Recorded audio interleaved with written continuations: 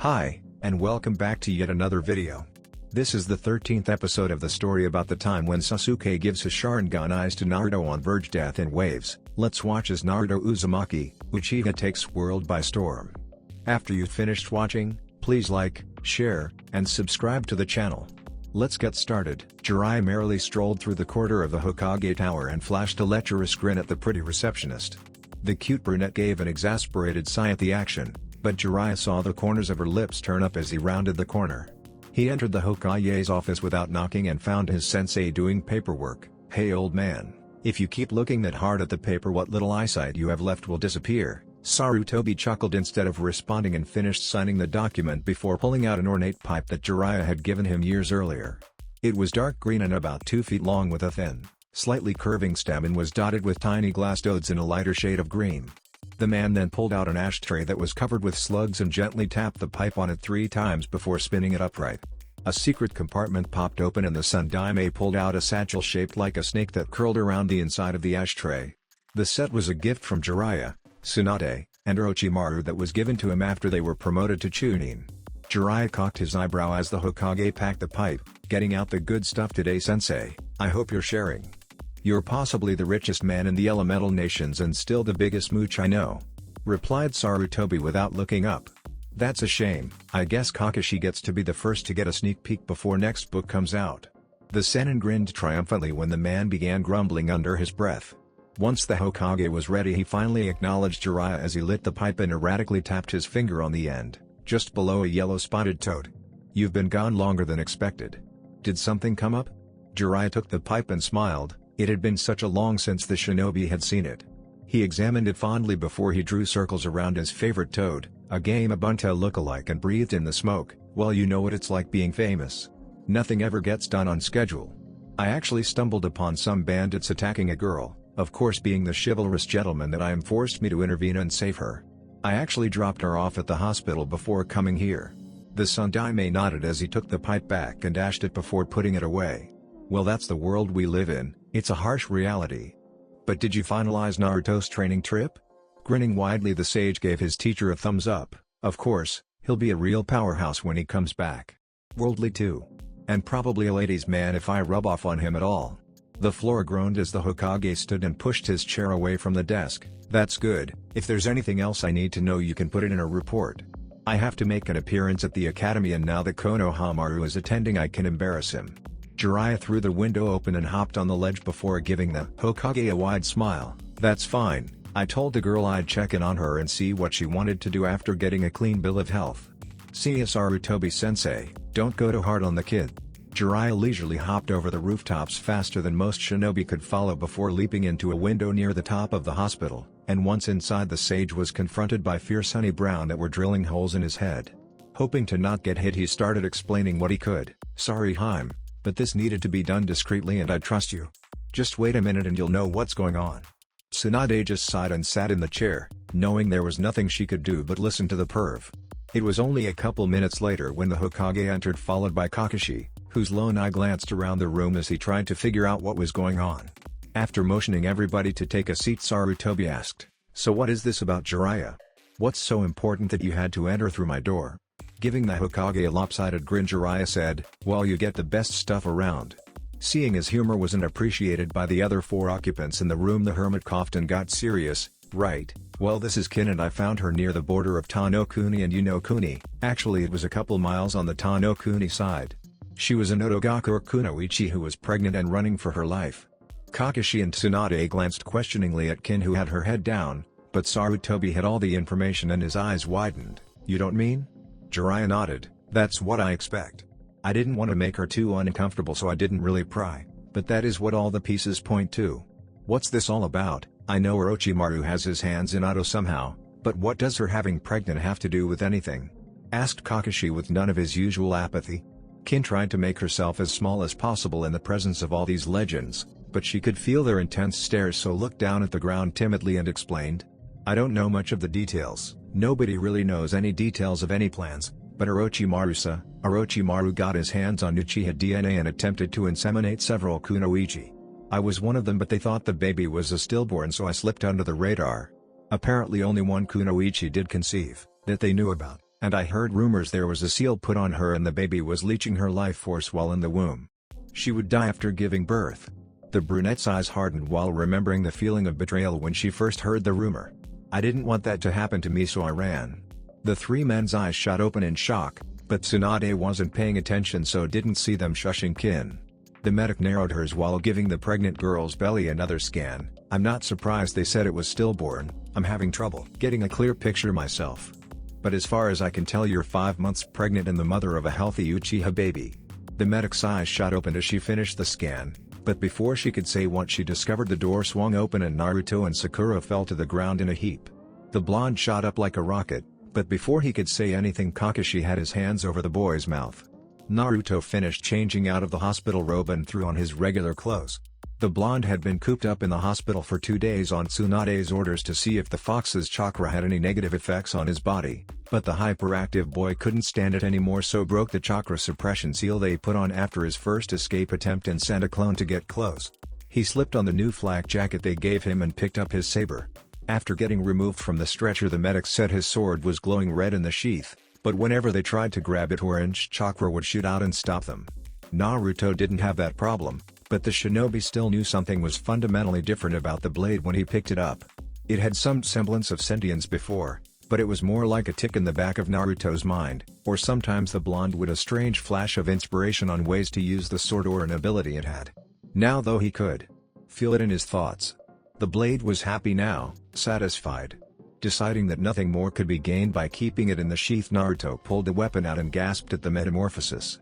The handle was still the plain black, but the metal no longer glowed pure white. The chakra saber was a metallic red that shone brightly in the artificial light and seemed to give off some of its own, but the edges were a deep black that seemed to be completely absent of light. It was a strange contradiction. What the hell? How did this happen? As if to answer his question, the memory of the first night he unsheathed the blade popped into the teen's head and his eye widened as he realized what happened. The chakra saber had answered his question. After the weapon had nearly burned his skin after picking it up the first time, it used the chakra stored to heal him and immediately began pulling in the ambient chakra in the air around him to refill its store. Even when chakra isn't being used, it circulates through the system and trace amounts leak out of the tenketsu.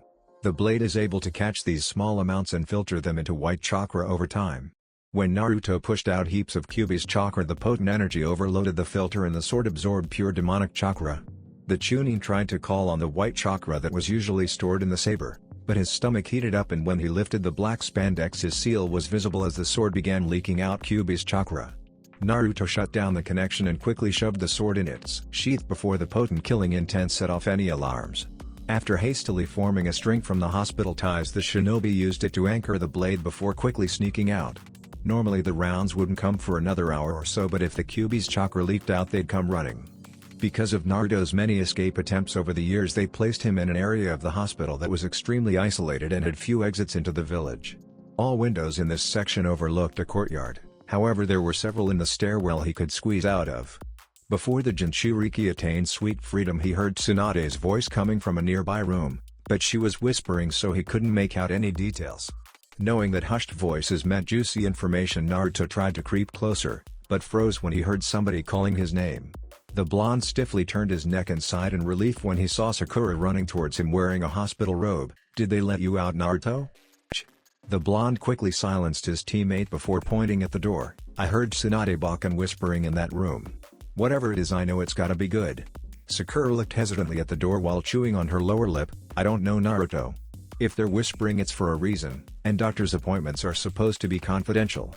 The girl was about to continue, but her teammate had ignored her and was already sneaking to the door, so she just palmed her face and followed, knowing she'd be guilty by association anyways. The kunoichi was glad she did too, because the first thing they heard was a Uchiha baby, just before the door fell open. Sakura looked around embarrassedly while Naruto hopped to his feet in an outrage, but Kakashi moved at what was thought to be an impossible speed when he proved to be faster than the blonde's mouth and restrained the Chunin. The Sandaime mumbled under his breath before speaking up, "You have a nose for trouble, my boy. Now I'm going to tell Kakashi to let you go and you will not open your mouth." Naruto dumbly nodded his head, surprised by the authority in the gentle voice he'd grown so accustomed to. "Good, now what you just heard cannot be repeated to anyone." Tsunade closed the door and the Hokage gave a grateful nod as the Jounin let his student go. Yes, Kin is pregnant with an Uchiha child and it is Sasuke's. However, for her safety, The safety of the child, and the safety of the village, we cannot let that information be spread outside of this room. After calming himself down, Naruto stared determinedly at Sarutobi. I want to help take care of it. Sasuke was my teammate. Me too, said Sakura as she stood up and faced the girl in the room, slightly curious about her identity. It's the least we can do. Kakashi and Jiraiya looked out the window awkwardly because they knew what was coming next, and the old man gave a weary sigh. I'm afraid that's impossible, Naruto, because you have a large target on your back. I doubt people would be able to figure the child's lineage if you had a relationship with it, but any interaction with you would put the infant under intense scrutiny. I don't like it, but it will be best for Kin and Sasuke's baby if it lives anonymously. Because that really worked out well for me, replied the blonde bitterly. Hiruzen's face softened as he quietly said, Naruto, no. Interrupted the blonde, it's not fair. You can't do that to another kid. Enough. Harshly responded the Hokage, I am the leader of this village and I will not have my decisions questioned by a Chunin with less than a year in the field, especially when that Chunin is a child and largely ignorant to the ways of the world. If becoming the Hokage is really your dream, then it's best you learn that not every decision makes you happy. Your life was undoubtedly hard, but it's one life stacked against tens of thousands, as cold as that sounds. We can play what-if games all you want, but you are alive right now, healthy, a promising shinobi, and a bright young man with amazing friends and limitless opportunity ahead of you. It may have been hard getting here, but are you unhappy now? Sarutobi paused and continued in a more composed manner. Your ultimate goal as a shinobi and Hokage should be protecting the village, not sleeping peacefully or making everyone happy, even those closest to you. It is a life of hardships and sacrifice. I'm sorry, Naruto, I really am. Naruto grit his teeth and turned away from the old man. Fine. Kin felt slightly guilty and tried to calm everyone down. I don't really know the whole story, but if that's what the Hokage thinks is best, then it's okay. I never knew Sasuke, but apparently he was important to you too, so if you'd like, you could name the baby. Tsunade smirked as Naruto forgot his anger and started jumping in excitement. Really? Can we name the baby Sasuke if it's a boy? Sakura whopped Naruto across the back of his head and the boy grabbed the lump in pain. Don't be insensitive. You can't name a child after the father if they'll never get a chance to meet. The pink cat looked at the Hokage and asked, do you know Sasuke's mother's name, Hokage-sama? The old man smiled gently at the Jonin. Yes, I do. It's Mikado Sakura-chan. Naruto's blue eye widened to impossibly large proportions and watered. That's so beautiful. Can we name it that, please, Sakura-chan? I like it, said Sakura as she smiled. What about you, Kaka-sensei? You should have a say too. The Jonin smiled at Sakura. Mikado sounds fine for a girl, but if you don't mind, I'd like to suggest a name for the boy. See, I've always been partial to Obito. It didn't seem possible, but Naruto's eye got even wider as tears and snot streamed down his face. That's a great name, Kaka-sensei. All in all, Sakura thought it was a little goofy, but she could tell it was important to her sensei, so nodded. Alright, it's settled. Mikado for a girl and Obito for a boy.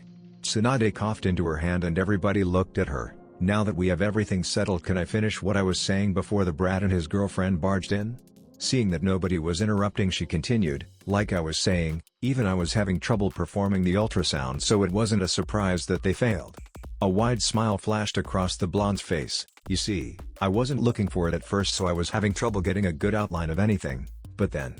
Well, let's just say it's a good thing you picked two names out. Everyone, sans Naruto's, eyes shot open as Kin stuttered. Why, you don't mean? Suddenly the Chunin's eye shot open like everyone else. You mean she's having a freak monster baby that's two people in one? This time Tsunade smashed Naruto's head into the wall. Don't be a jackass. When that happened, it's called Siamese twins, and that's not happening to Kin. The slug summoner calmed down. She's having regular twins, moron. Naruto popped up like nothing happened and began running around the room and freaking out. Kin just deadpanned at the frantic boy. Is he having the twins or am I? The Hokage chuckled as he placed a calming hand on Naruto's shoulder. Now that we have everything settled, why don't you two get going? You were both getting released today if I saw the schedule correctly. Tsunade nodded and ushered them to the door, but before she got there, Jiraiya said, Oh Naruto, remember I mentioned something about having a semblance of an idea that we might possibly go on a training trip for a couple of years. Well, we leave at the end of the week. Naruto couldn't answer before the door was slammed in their faces courtesy of Tsunade. Once they were sure the coast was clear, the Sandaime spoke up. This may work to our advantage. You said she was 5 months pregnant. Well, Jiraiya, I want you and Tsunade to come to my office in 40 minutes and report that Kin is 7 months pregnant. One of the Anbu currently on guard duty has been linked to me, so Danzo will find out quickly, and if my hunch is correct won't let an opportunity like this pass him by.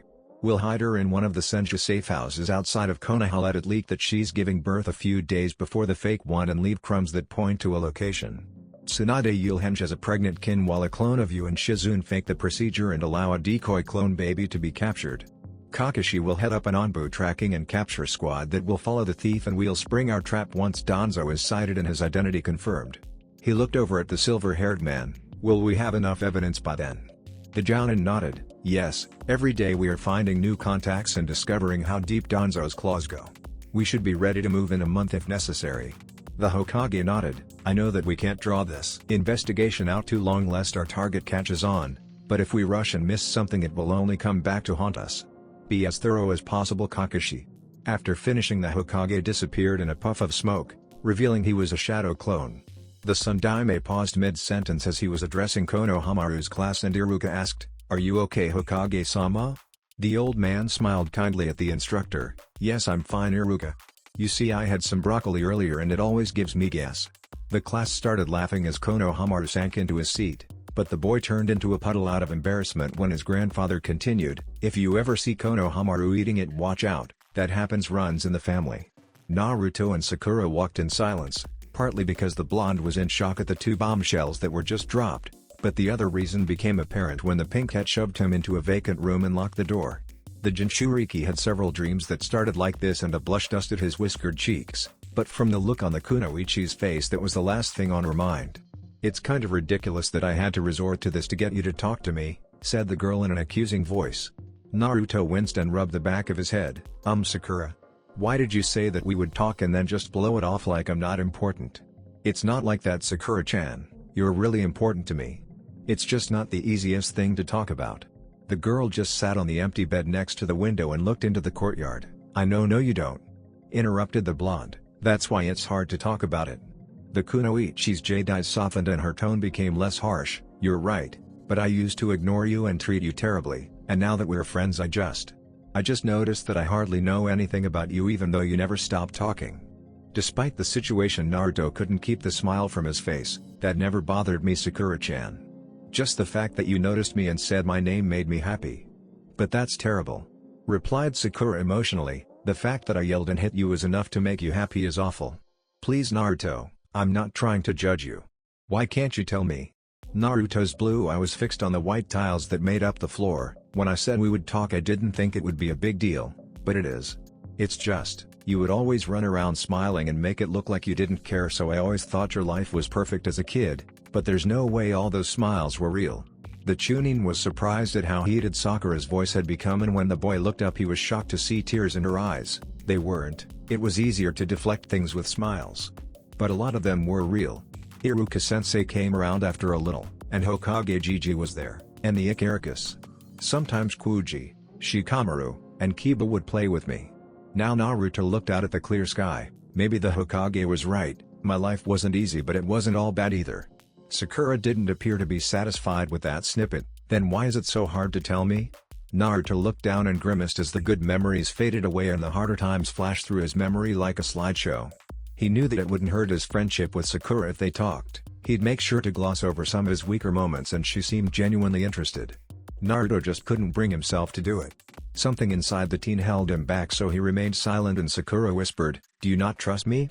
The Chunin was desperate for any out, so he jumped on it. "It's not that, Sakura, but we've really only just become close and it's not easy to." The girl exploded out of the room as soon as she heard her name, and Naruto didn't chase after her, even though he was willing his body to follow. The blonde eventually walked out 10 minutes later and dragged himself to Ichiraku Ramen to try and cheer up, but even that wasn't enough to lift the distraught boy's mood. Naruto left the stand feeling down and wanted to be alone, so he walked aimlessly through the village. The blonde walked around in a stupor until he heard someone repeatedly calling his name.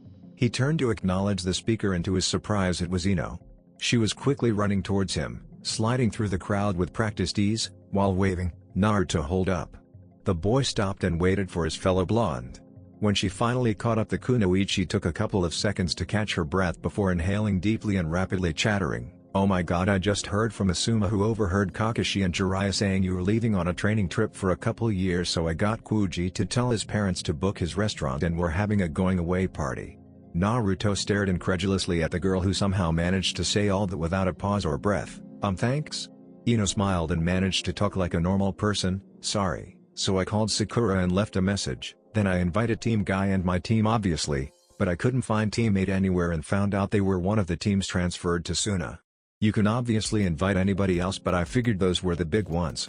The Chunin smiled gratefully at his fellow blonde. Actually, can you invite Iruka-sensei too? I'll take care of the rest. Ino nodded and took off while waving. Okay, it's tomorrow night and it starts at 8. You'd better be grateful because we skipped out on team practice to get this organized. Naruto returned the wave and walked back towards his apartment feeling just a little better. When the blonde opened his apartment door, he was greeted with a surprise. Shizune was wearing the Jounin uniform and checking over some tightly bound packs.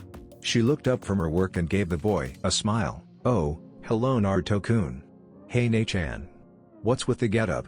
Questioned the Chunin. The meta closed the bags up while answering.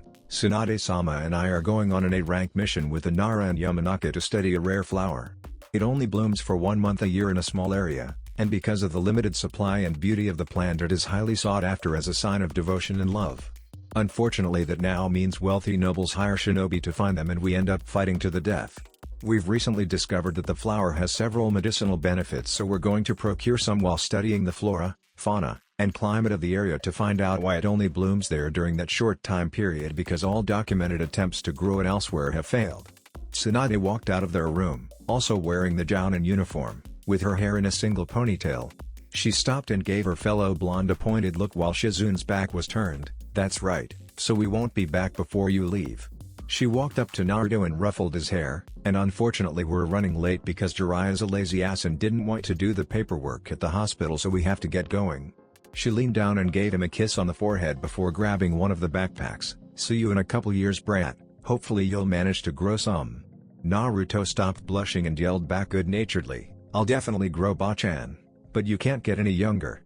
Much to the surprise of the other occupants of the room, Tsunade just opened the door and smiled. Don't worry, you'll get yours, Naruto. Every little bit. The slug summoner chuckled ominously and walked out the door while Shizune gave the teen a hug. Take care of yourself, Naruto. I can't wait to hear all about your adventures. The brunette walked to the door as the Jinchuriki gave her his foxy grin and a thumbs up. You bet, Ne-chan. Take care of Bachan for me. Don't let her forget, she's an old hag. I'll get yours, Gaki. Shizune's sweat dropped as she walked out the door. Goodbye, Naruto-kun. As soon as the front door closed, the bathroom door opened and Tuya walked out before flopping on the couch. Oh my god, yes, a month without that psychopath Shizune. She seems nice on the outside, but she's a sadist, I tell you. Naruto chuckled as he sat on the couch next to her. I think you may be over-exaggerating it just a little bit. And you're not a dipshit. Quickly responded the redhead.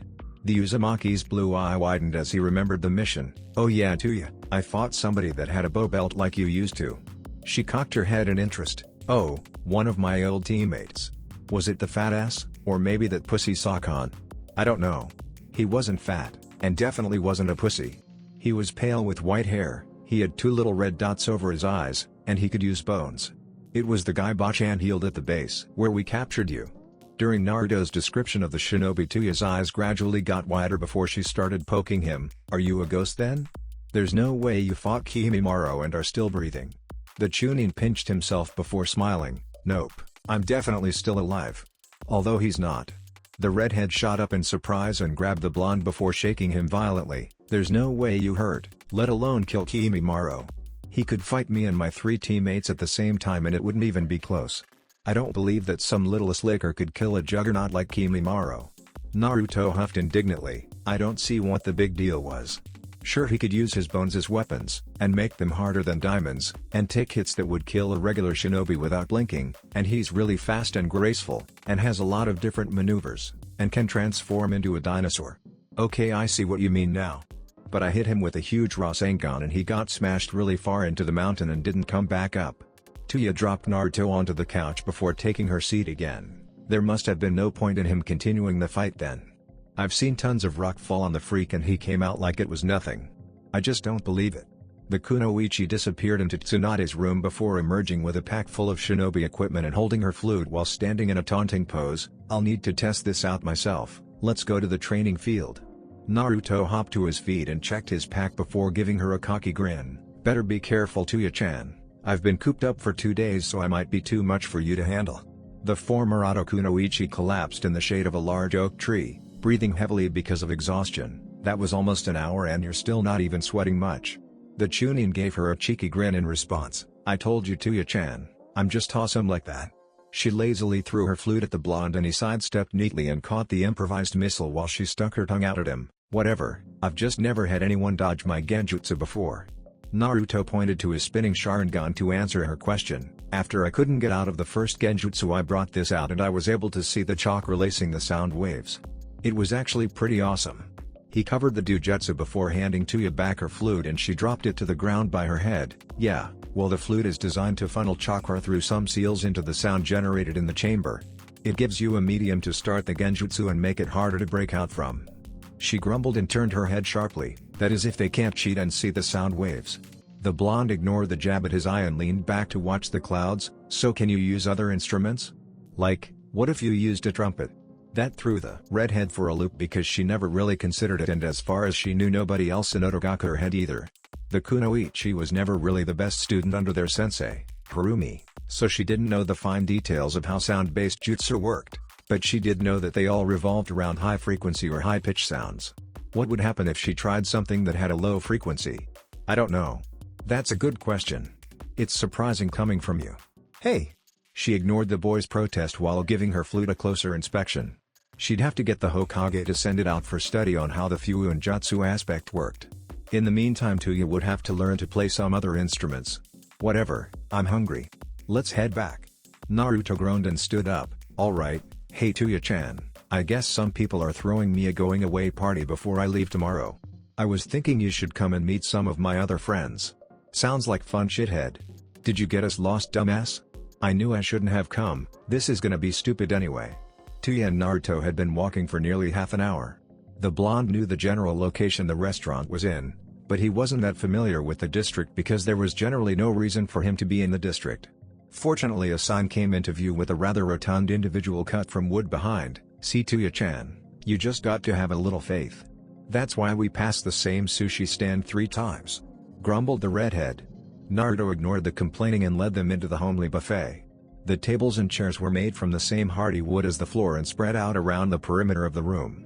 In the center was a massive table, nearly 12 feet long and 4 feet wide, with inserts for different platters of food spread down its length on both sides.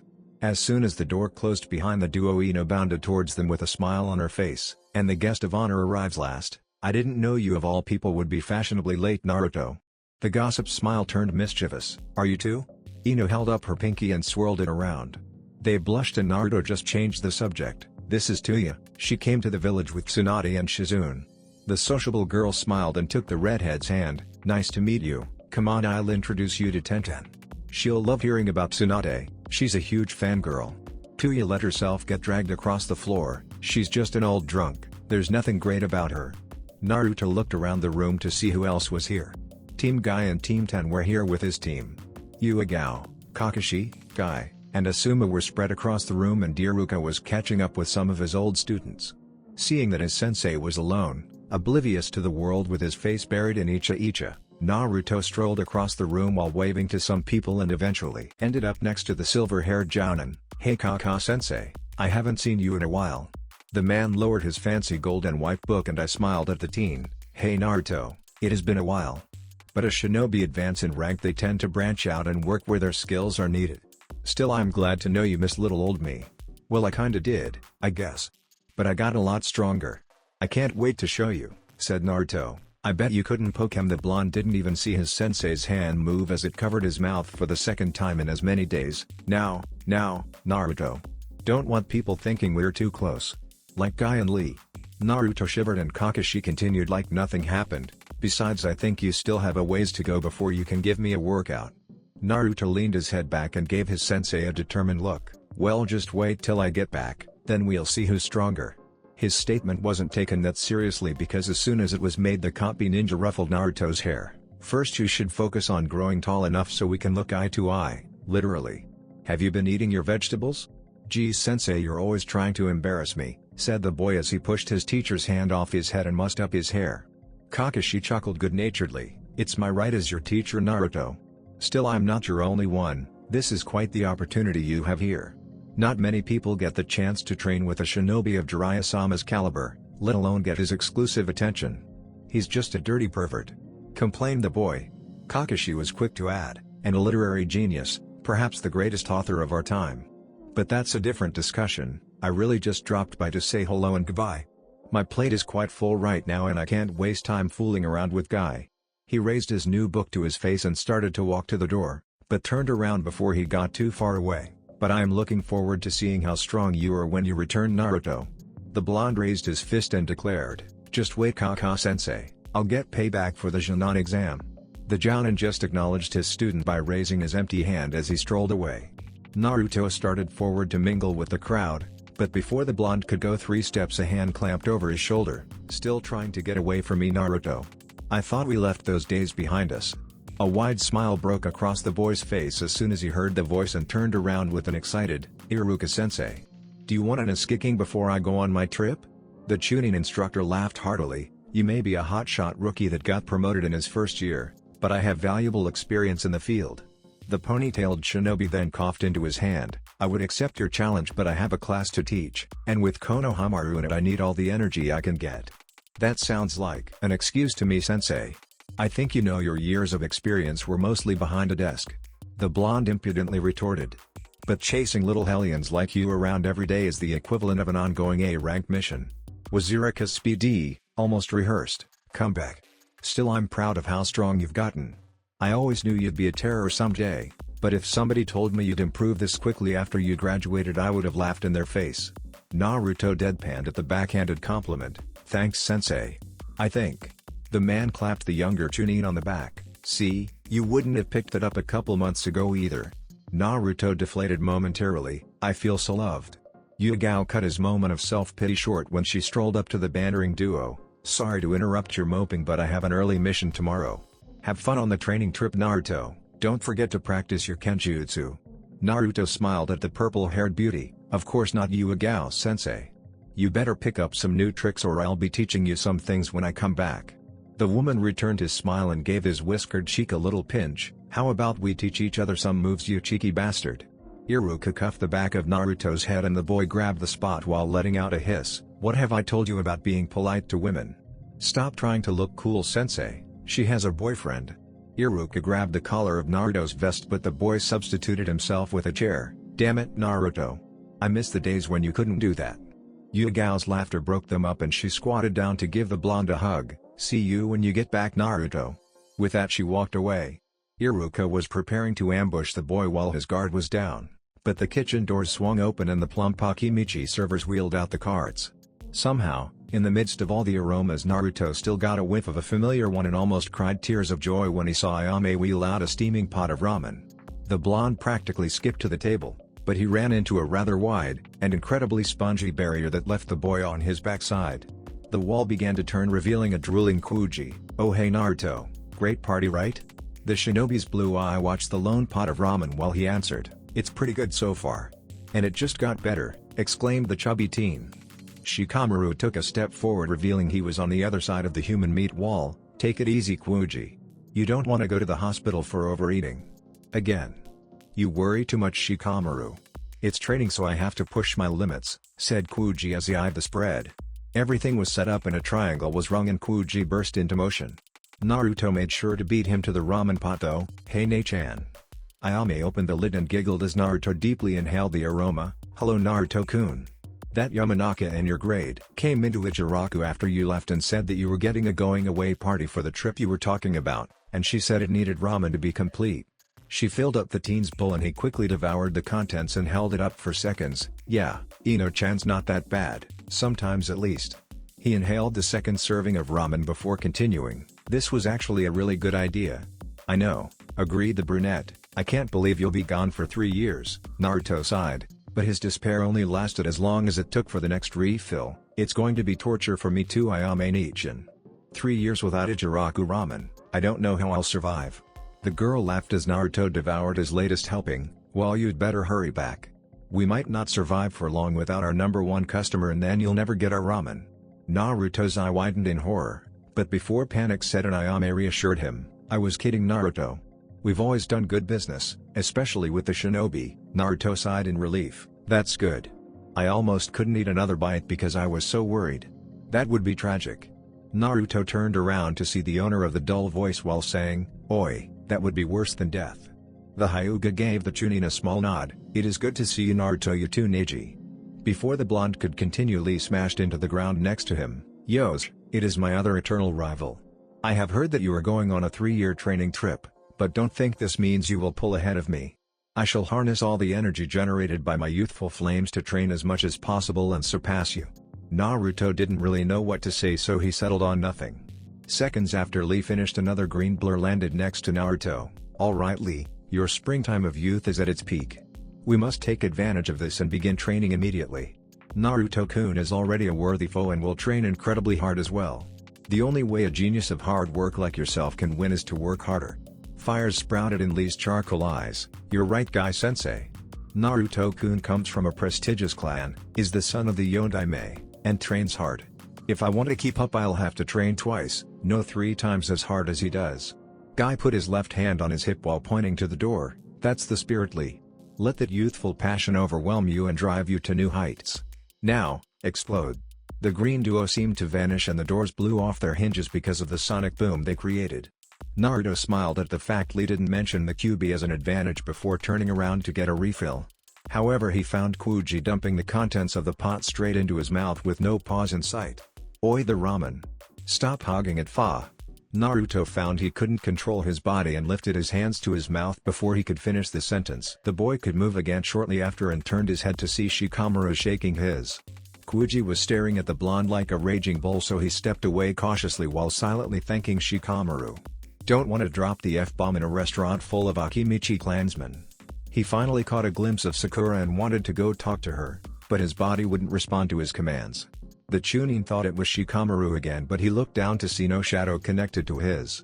For some reason he just couldn't make his body move unless it was in the direction of the table, away from the pinkette. Naruto just filled a plate with food other than ramen and made sure to at least say hello to everyone else at the party. Near the end of his rounds, Tuya came over and appeared to be trying to frown. "I got roped into going to the Ditzy Blondes for the night, so I'll see you tomorrow." The Chunin finished what was left on his plate and stood. "All right, I'm feeling a little tired myself. You think after doing nothing for 2 days I'd be ready to go? The last thing you were is normal shithead," said Tuya. "Well, catch you later." Tuya headed back to the girls and Naruto got up to leave. After thanking the Akimichi family for hosting the party, he headed out into the crisp night air and took to the rooftops. It only took him a couple of minutes to get back to the apartment, where he found his most perverted sensei devouring some of the food Shizune left them. "What are you doing, Orosenin?" The man belched, spraying rice and meat chunks all over the table. Before answering, "You didn't expect me to pay for a hotel and food when I can stay here and eat for free. And to top it off, I don't need to worry about Tsunade castrating me in my sleep because she's on a mission." Naruto just stared blankly at the leech. "Considering you have more money than God." The blonde trailed off and Jiraiya pushed himself away from the table, leaving his droppings and dishes. "Ah, but I have more money than God because I don't spend it," lectured the man sagely. Unfortunately, his pupil was looking over the village and ignoring him.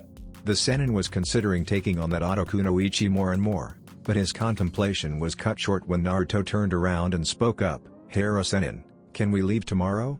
Jiraiya scratched his cheek. "Well, I had everything set up to leave this weekend so you could have some time with your friends. But if you can't wait to bask in my glorious presence, we can leave tomorrow morning, bright and early." The hermit twisted his torso and made for the door. "Well Gaki, if we're hitting the road, I'm going to take advantage of Konoha's fine cat houses because it'll be a while. Don't want to have any regrets or anything."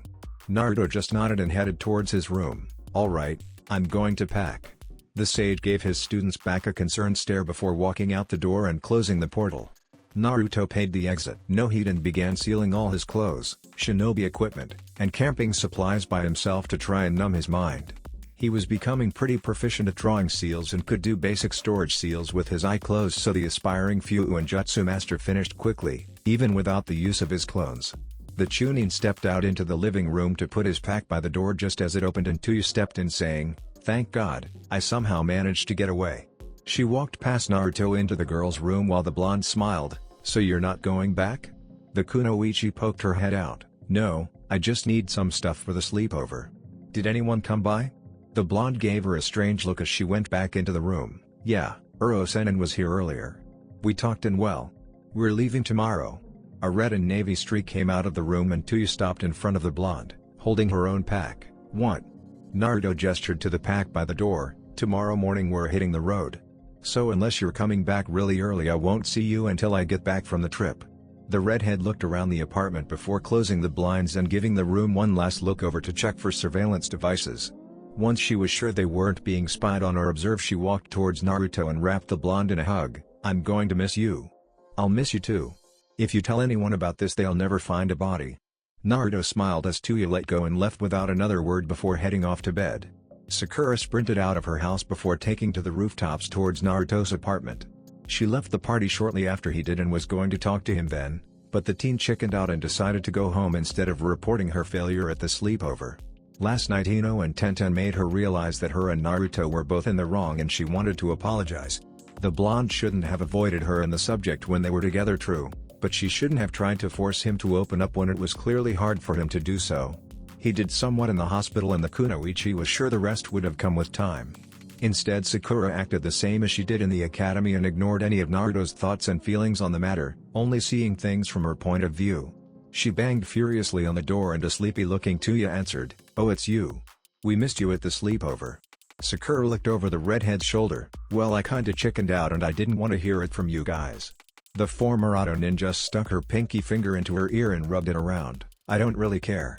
But you definitely should have come here last night because Jiraiya moved up their departure date and they left this morning."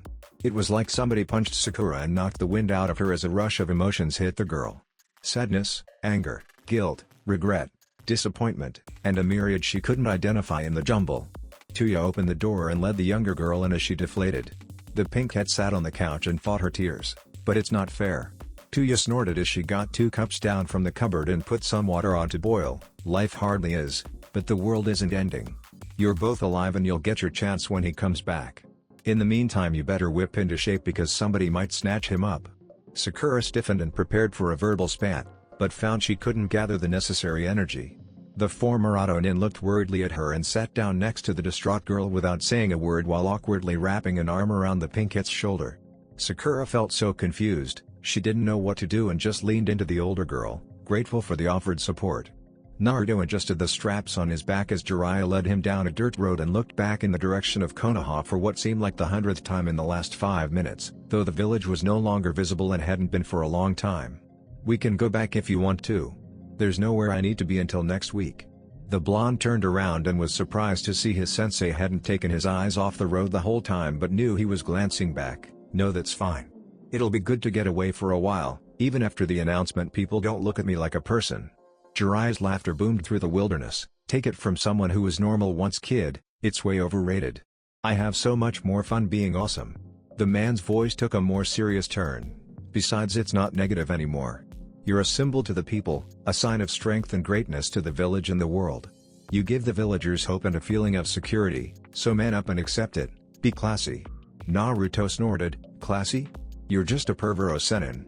Jiraiya stopped and sat on a fallen tree near the side of the road. "Correction, I'm a super pervert, and that's only around people I'm close to. If we had a working relationship I'd be acting a lot different right now." Naruto sat next to the man and the sage placed a comforting hand on his apprentice's shoulder. "I can understand you feeling negative about it now since people look at you like that because of Minato, but you're his legacy so it's expected. Eventually the people will look like that because of your strength." He stood up and struck a gallant pose, or what he thought was one anyways, "and that will be because of the great Jiraiya-sama's training. And since we have some time let's get started now." Naruto hopped off the tree in excitement. "Alright, now you're talking, Uro-senin. Are you going to teach me a new jutsu?" In response Jiraiya wagged his finger in front of Naruto's face. "Hold on a second now, I appreciate the enthusiasm and energy but first we need to polish you up if you want to be a decent shinobi. If it wasn't for the sharingan you'd be hopeless at genjutsu, and without it you have no defense against them, so we'll start there."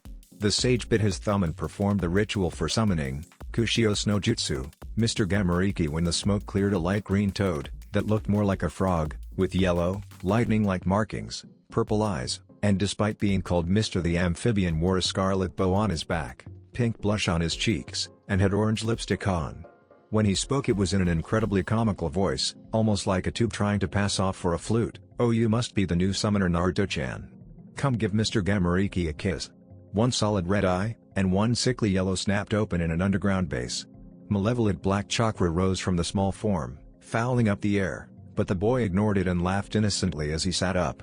There was no inherent malice in any of his actions, despite the evil feeling of the chakra, as he swung his arms around in circles before gingerly placing his foot on the stool then jumping off. Ranmaru ran around the room in excitement while hooting in joy. The boy stopped however when the door slid open revealing Orochimaru, Kabuto, and Kimimaro. The snake summoner stepped forward and his slit pupils roamed over the transformed boy curiously. "I take it everything is to your liking?" Ranmaru brought his hands together and bowed 90 degrees at the waist. "Yes, Orochimaru-sama. Thank you for healing me." The nuke ninjas chuckled and patted the boy on the head, paying no heed to the malevolent chakra. "Kukaku, no need for thanks dear boy. I just gave you the seal, the rest was your doing. Now would you like to see what the mark looks like when active?" The boy nodded and Kabuto handed him a simple sheet of glass. The left side of Ranmaru's body was completely normal, but the right side appeared to have black flames running over it. His right eye was a putrid yellow, and he could see the pupil. I feel great, better than I've ever felt in my whole life. It's like I could fight an army right now." The Serpentine Man motioned Kimimaro forward and said, "I'm glad you are enjoying yourself, but it's best not to overdo it the first time using the seal. Try to find where the power is emanating from and will look back there." It took the boy nearly a minute, but the flame-like markings receded and the malevolent aura faded. However, as soon as the mark stopped Ranmaru began to collapse. Fortunately Kimimaro was prepared and caught the child before gently placing him on the bed and soothing the upset boy. "Don't worry, that's to be expected after never using your muscles. The seal may have been what allowed you to do that now, but in time you will be able to do all that and more without it, because Orochimaru-sama has allowed me to train you." Ranmaru's red eyes lit up with joy. "Really?" Kimimaro nodded and Orochimaru opened the door. "I'll leave you two alone to discuss the schedule." Satisfied Ranmaru would willingly serve his cause. The snake-like shinobi signaled Kabuto to follow as he walked through the dimly lit halls, send a small amount of money and supplies to the Fuma, just enough to reaffirm their loyalty. And also tell them to pull out of the base and begin strengthening themselves. That experiment is a failure, even if it looked so promising. The medic bowed and disappeared while Orochimaru continued walking and the man let his fertile mind plan the next moves in the chess game. It was almost time to pay the daimyo a visit. "Anne, the new sword, let me begin by saying although the sword absorbing Kyuubi's chakra will be a boon, it's not all positive. In fact, one negative was already hinted at, though not overtly. Also I hope the transformation was believable. There has never been anything really saying this in canon, but I think demonic chakra is a catalyst for mutation. Look at Sora's beast arm and the traits most Jinchuriki gain. So the transformative properties affected the sword. The way I look at it, I can't make the blade any more absurd than Samata, although I don't even want it to get close to that. There is really only going to be one over-the-top thing power that comes from the new mutation, but he won't be able to merge with the sword or become it. I don't even know where the idea came from, but I think everyone will like it. Part 1 is done people and Part 2 is coming up. Chapter 4 is edited and 5 should be up someday, so check that out if you want. If you haven't yet noticed, not many characters will be fighting like they did in canon, although there will be similarities. Shikamaru will still be a lazy genius and try to take down his opponents with the least amount of work possible, and his skill will be based on shadows, just different than canon. I will try to explain any changes based on what physics are apparent in the Netoverse and real life. Let me know what you think. Also a warning now. This story is not oh my god love at first sight. I can never date anyone else now, unless I get an obscene amount of reviews and messages against it. There will be relationships and not all of them will succeed. They're teenagers despite the profession. Romance is not a theme of the story, so they won't get much attention, but they won't appear out of nowhere. I'll try to show some interaction or that spark that started it and mention them in the story, but the plot doesn't hinge on most pairings. Anyways, because of this I am open to secondary pairings if you the readers have a suggestion.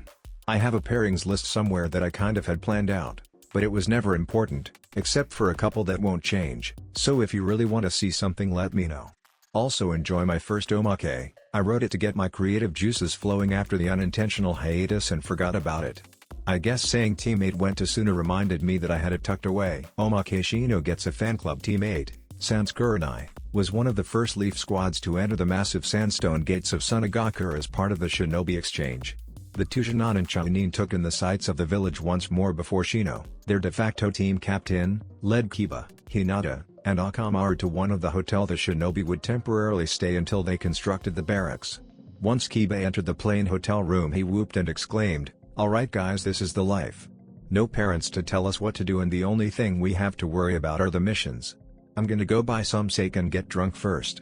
Me and Orochimaru aren't cleaning our room the whole time we're here, right boy?"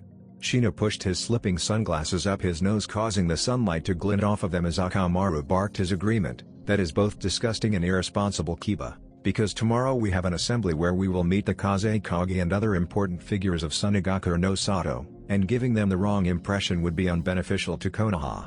Also, we are guests here, and leaving your room unclean will result in negative feelings being fostered, which would affect the teamwork of inter-village squads, and that could lead to many shinobi deaths. Because of that, the relationship between our villages would become strained, and that could possibly lead to a conflict." Shino turned his attention to his two teammates, confident that they were listening to his wise and logical words with rapt attention. He was their captain after all. But Hinata was quietly scolding Kiba, and neither was listening to him in the slightest. The bug user sighed, "I'm going out for a walk." Hinata and Kiba stopped their discussion and turned to look at the Chunin as the dog user asked, "Did you say something, buddy?" Shino sulked through the streets of Suna while scrutinizing every area that unique desert insects could dwell. It was acceptable to mope every once in a while, but you should at least try to be productive when doing so. This was the first lesson taught to all Aburame clan members, and Shino made sure to follow it. The clan heir was so caught up in the search that he didn't notice his boisterous teammate until Kiba clapped a hand on his shoulder. "Hey buddy, it got boring at the hotel, so me and Orochimaru sniffed you out." "Kiba, that sounded wrong. Whatever floats your boat, man." The two walked in silence and noticed that the crowd separated in front of them, leaving an alley to walk through. The reason became apparent when Sabaku no Gaara walked through wearing a tan-colored flak jacket over his regular robes. Kiba froze in fear, but Shino didn't even notice because he spotted an ideal hiding spot for an assassin bug. The silent boy kept walking until he found his way blocked by Suna's Jinchuriki. The two stared at each other with stoic faces until Shino slightly inclined his head and greeted the boy with an emotionless, "Gaara-san." The redhead quirked an eyebrow at the Konoha Chunin and responded with a, "Shino-san," that was equally detached. The two looked at each other in silence for what seemed like an eternity to the villagers. Then the youngest son of their Kage asked, "Would you like to spar? I would like to fight a fellow competitor from the Chunin exam finals, especially one who also received a promotion. Of course, it is important to train with comrades because that will foster a tighter bond and improve teamwork," responded Shino. The two walked through the Suna crowd, oblivious stares following them while Shino expounded upon the logic of training together to strengthen the alliance between their villages. Nobody moved or said anything for the next several minutes until a high-pitched squeal broke the silence. "Kya! Shino-kun is so cool. I know, did you see the way he stared down Gaara, and greeted him like he was his neighbor? I know. He's so brave, handsome too. And I know that he's really kind, polite, and gentle under that emotionless mask." Kiba just gaped at the squealing schoolgirls before a sly smile formed on his face. He approached the nearest group of gushing 13-year-olds in what he thought was a suave manner. "You know, Shino is my teammate and best friend. I could set us up on a double date if you wanted." The blonde girl closest to him scrunched up her face in disgust. "My eyes are up here, you pig. No self-respecting girl would ever go out with a pervert who stinks like wet dog." She sighed and her eyes glazed over before she continued, "Besides, Shino-kun would never stare at a maiden's breasts while talking to her. He's too stoic and polite." Kiba sputtered for several seconds. "Are you kidding me? Where are you getting all of this? The guy wears sunglasses. For all you know, the only thing he might look at are boobs." Shino and Gaara walked through the streets of Suna and the crowd once again parted for their Jinchuriki. The two shinobi quickly came to the intersection where they would have to separate and stop to say farewell. Gaara inclined his head towards the Aburame. "Thank you for the spar, it was quite entertaining." Shino muttered, "No problem," and started towards the hotel with stares following his every step until a group of girls started squealing. "Did you see that? Shino-sama sparred with Gaara, and not only is he alive, but Gaara said he enjoyed it." A random girl agreed, "Yeah, he must be amazingly strong. It doesn't even look like he's injured. Hey, we should follow him and see where he's staying." "Good idea, we'll follow him and you spread the word about Shino-sama." "Hell no bitch, I'm following Shino-sama." "Yeah right, a slut like you would try to jump him and then they'd go to a different hotel." As the two started a catfight between the small horde of teens, a different group of girls trailed behind Shino. The shinobi was completely aware that he was being followed, but to be frank he didn't give two shits about it because his body was one big bruise. Gaara trapped all his bugs inside a sphere of sand at the beginning of the fight, then made a fly swatter out of his gourd that he used to smack the bug user around the training field until he grew bored. It wasn't the first time, and it definitely wouldn't be the last, that Shino thanked his parents for getting him a trench coat. "You all packed up, shrimp?" Naruto deadpanned at his perverted sensei. "I'm standing in front of you wearing my backpack, Hiro-senin." The man's large hand slapped his student's back, which caused the teen to faceplant. "Doesn't mean you forgot anything. You were awfully excited to get going." The blonde popped to his feet and dusted off. "Well yeah, now I don't need to train with Mr. Gamariki." The Chunin adopted a hopeful look and leaned closer to the sage. "Does this mean we're done with him for good?" Jiraiya boisterously laughed as he started down the road. "Nope, you still suck ass at genjutsu without that fancy eye, and a shinobi that relies on something is a dead one." The boy grumbled while following his teacher. "Well, can you at least give me a jutsu scroll to have some Kage Bunshine work on while we walk?" After sighing, the senin couldn't help but smile as he reminisced on another young blonde he helped mold. "When I took your father out on his own trip he was always asking me for jutsu too." Naruto couldn't help but smile at the comparison, however it turned to a scowl as Jiraiya continued, "But he had the talent to learn them quickly, so when he asked it wasn't obnoxious. I'll tell you what, come up with an original variation of the Rasengan and I'll teach you a shinobi skill." The Jinchuriki's fist slammed into his palm. "Yos, I'll come up with one in no time, Oro-senin.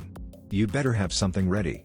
The hermit slowed so his pupil could catch up and ruffled the boy's hair. "That bragging comes from your mother though, of course she had the skill to back it up." The Chunin huffed and jerked his head away from the man's hand. "Whatever, you old loon. Why are we leaving if I'm not done training with the drag queen?" A dreamy look came over Jiraiya's face and Naruto palmed his own. "Don't tell me we're going to a mixed bath or something." The sage's look briefly became more lecherous and blood started dribbling from his nose, however he quickly regained his composure and wiped it away before answering, "No, though we may stop at one or several on the way." After rumbling around his coat, the author pulled out a worn book. "We're going to the premiere of the motion picture version of the first Icha Icha Paradise." Fujikaze Yuki was lined up to play the female lead after her next Princess Fuan film, but they pulled the plug and we moved up shooting. The spy master leaned in closer and whispered conspiratorially, "Rumor had it that the film was awful and just trying to capitalize on the name, so she turned it down." Naruto looked scandalized hearing his favorite actress was going to be in a movie based off his sensei's trashy novel. "What? How could you make the Fujikaze Yuki play a character in one of your dirty books, Oro-senin?" Jiraiya gave his apprentice a disappointed stare. "You just heard that the most beautiful actress in the business was going to be in Icha Icha Paradise the movie and we're outraged. I'm glad I took you away from your fruity teammate while you're still impressionable and can be affected by my manliness." Naruto glared at his sensei and he raised his large hands defensively in response. "Hey, I'm kidding. I don't have a problem with gays, so I'm not judging. It's your choice."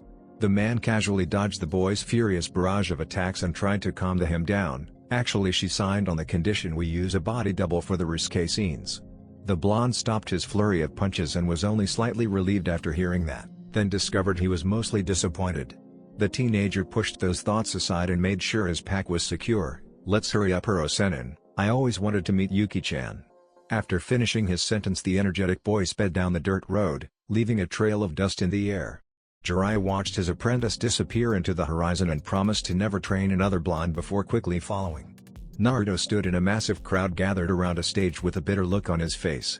Jiraiya and Fujikaze Yuki were on stage answering a barrage of questions. Well, mostly Yuki. Nobody really cared about the hermit, much to his dismay. The Chunin frowned at the woman as she dazzled the audience with her grin and demurely answered a question. She may have been a total bitch but was a great actor.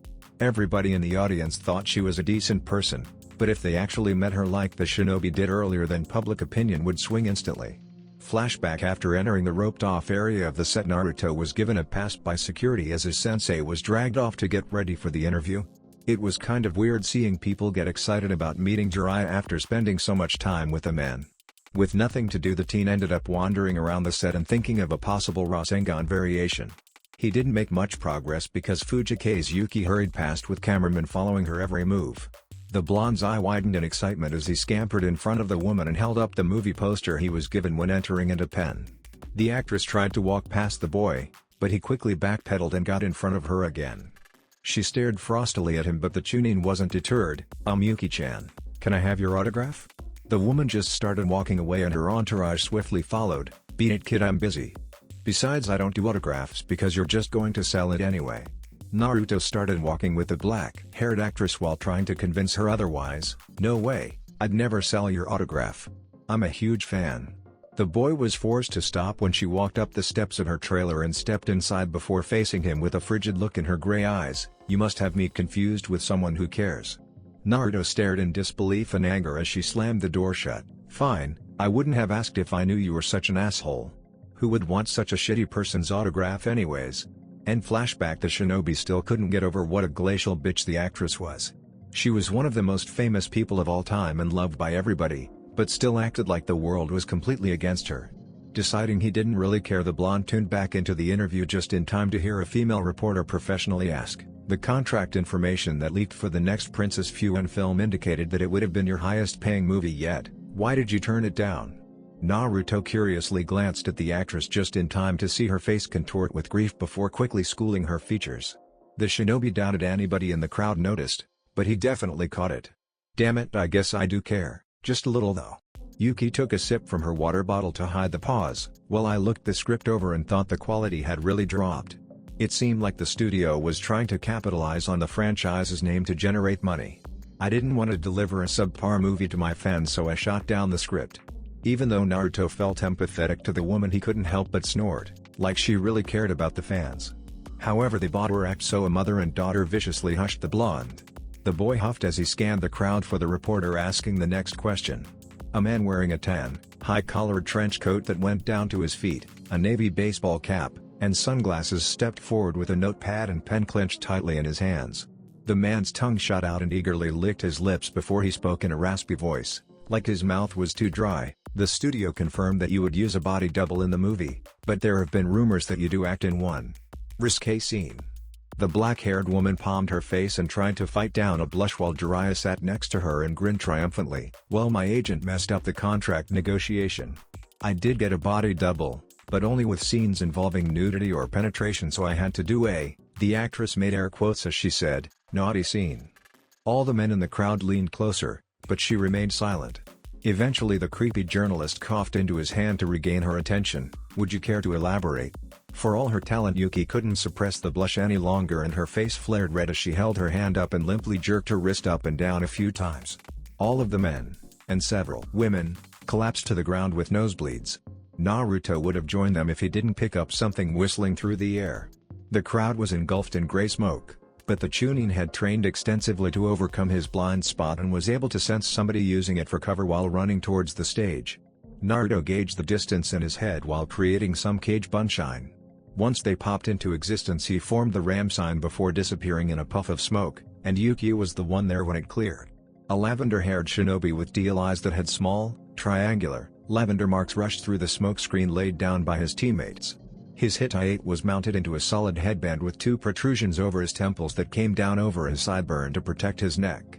The metal plate had 3 diagonal dots across the center with another one in the bottom right corner of the formation. The ninja wore light blue armor. It appeared to have no seams, but several joints, and dark blue wires running across it. The armored man violently shoved anybody in his way to the side in the quest for his target. He spotted her silhouette through the smoke and slightly adjusted his course. The girl tried to dive to the side, but the shinobi had no problem snatching her before she got off stage. However, for some reason it didn't feel like he was holding a woman in her late teens. The man's teal eyes narrowed and inspected his cargo while leaping across the rooftops, and he instantly saw the headband, then who was wearing it. Rage welled up inside of the ninja. Konoha again. And it's another child. The Naruto formed a swirling ball of chakra in his palm and shouted, "And a kid's going to kill you, motherfucker." He brought the Rasengan forward, but the shinobi paid him no heed. The reason became apparent when the chakra vanished before even hitting the hard plastic. The lavender-haired man gave the Chunin a cocky smirk. "DCH, you're about 20 years too young to kill me, brat." The shinobi stopped and heaved his burden into the building he was speeding towards before reversing directions. Naruto was able to recover and launch a quick daitapa that smashed through the wall and slowed him down. However, the man was already a speck in the distance by the time he hopped onto the rooftops. Nadir made it back to the stage quickly and found the area abandoned, but he instantly spotted the unmistakable black hair of Fujikaze Yuki. although that was only an alias for the exiled princess of Snow Country Koyuki Kazaana. The snow ninja grabbed the hiding woman, but she turned into the blonde from before and the teal-eyed man quickly punched it in the face. As soon as the clone disappeared in a puff of smoke, the real Naruto kicked the Jounin squarely in the back and sent him rolling. After regaining his feet, the man's eyes simmered with rage and he began forming seals. But before he could complete the sentence, two clones burst from the earth and wrapped him in ninja wire.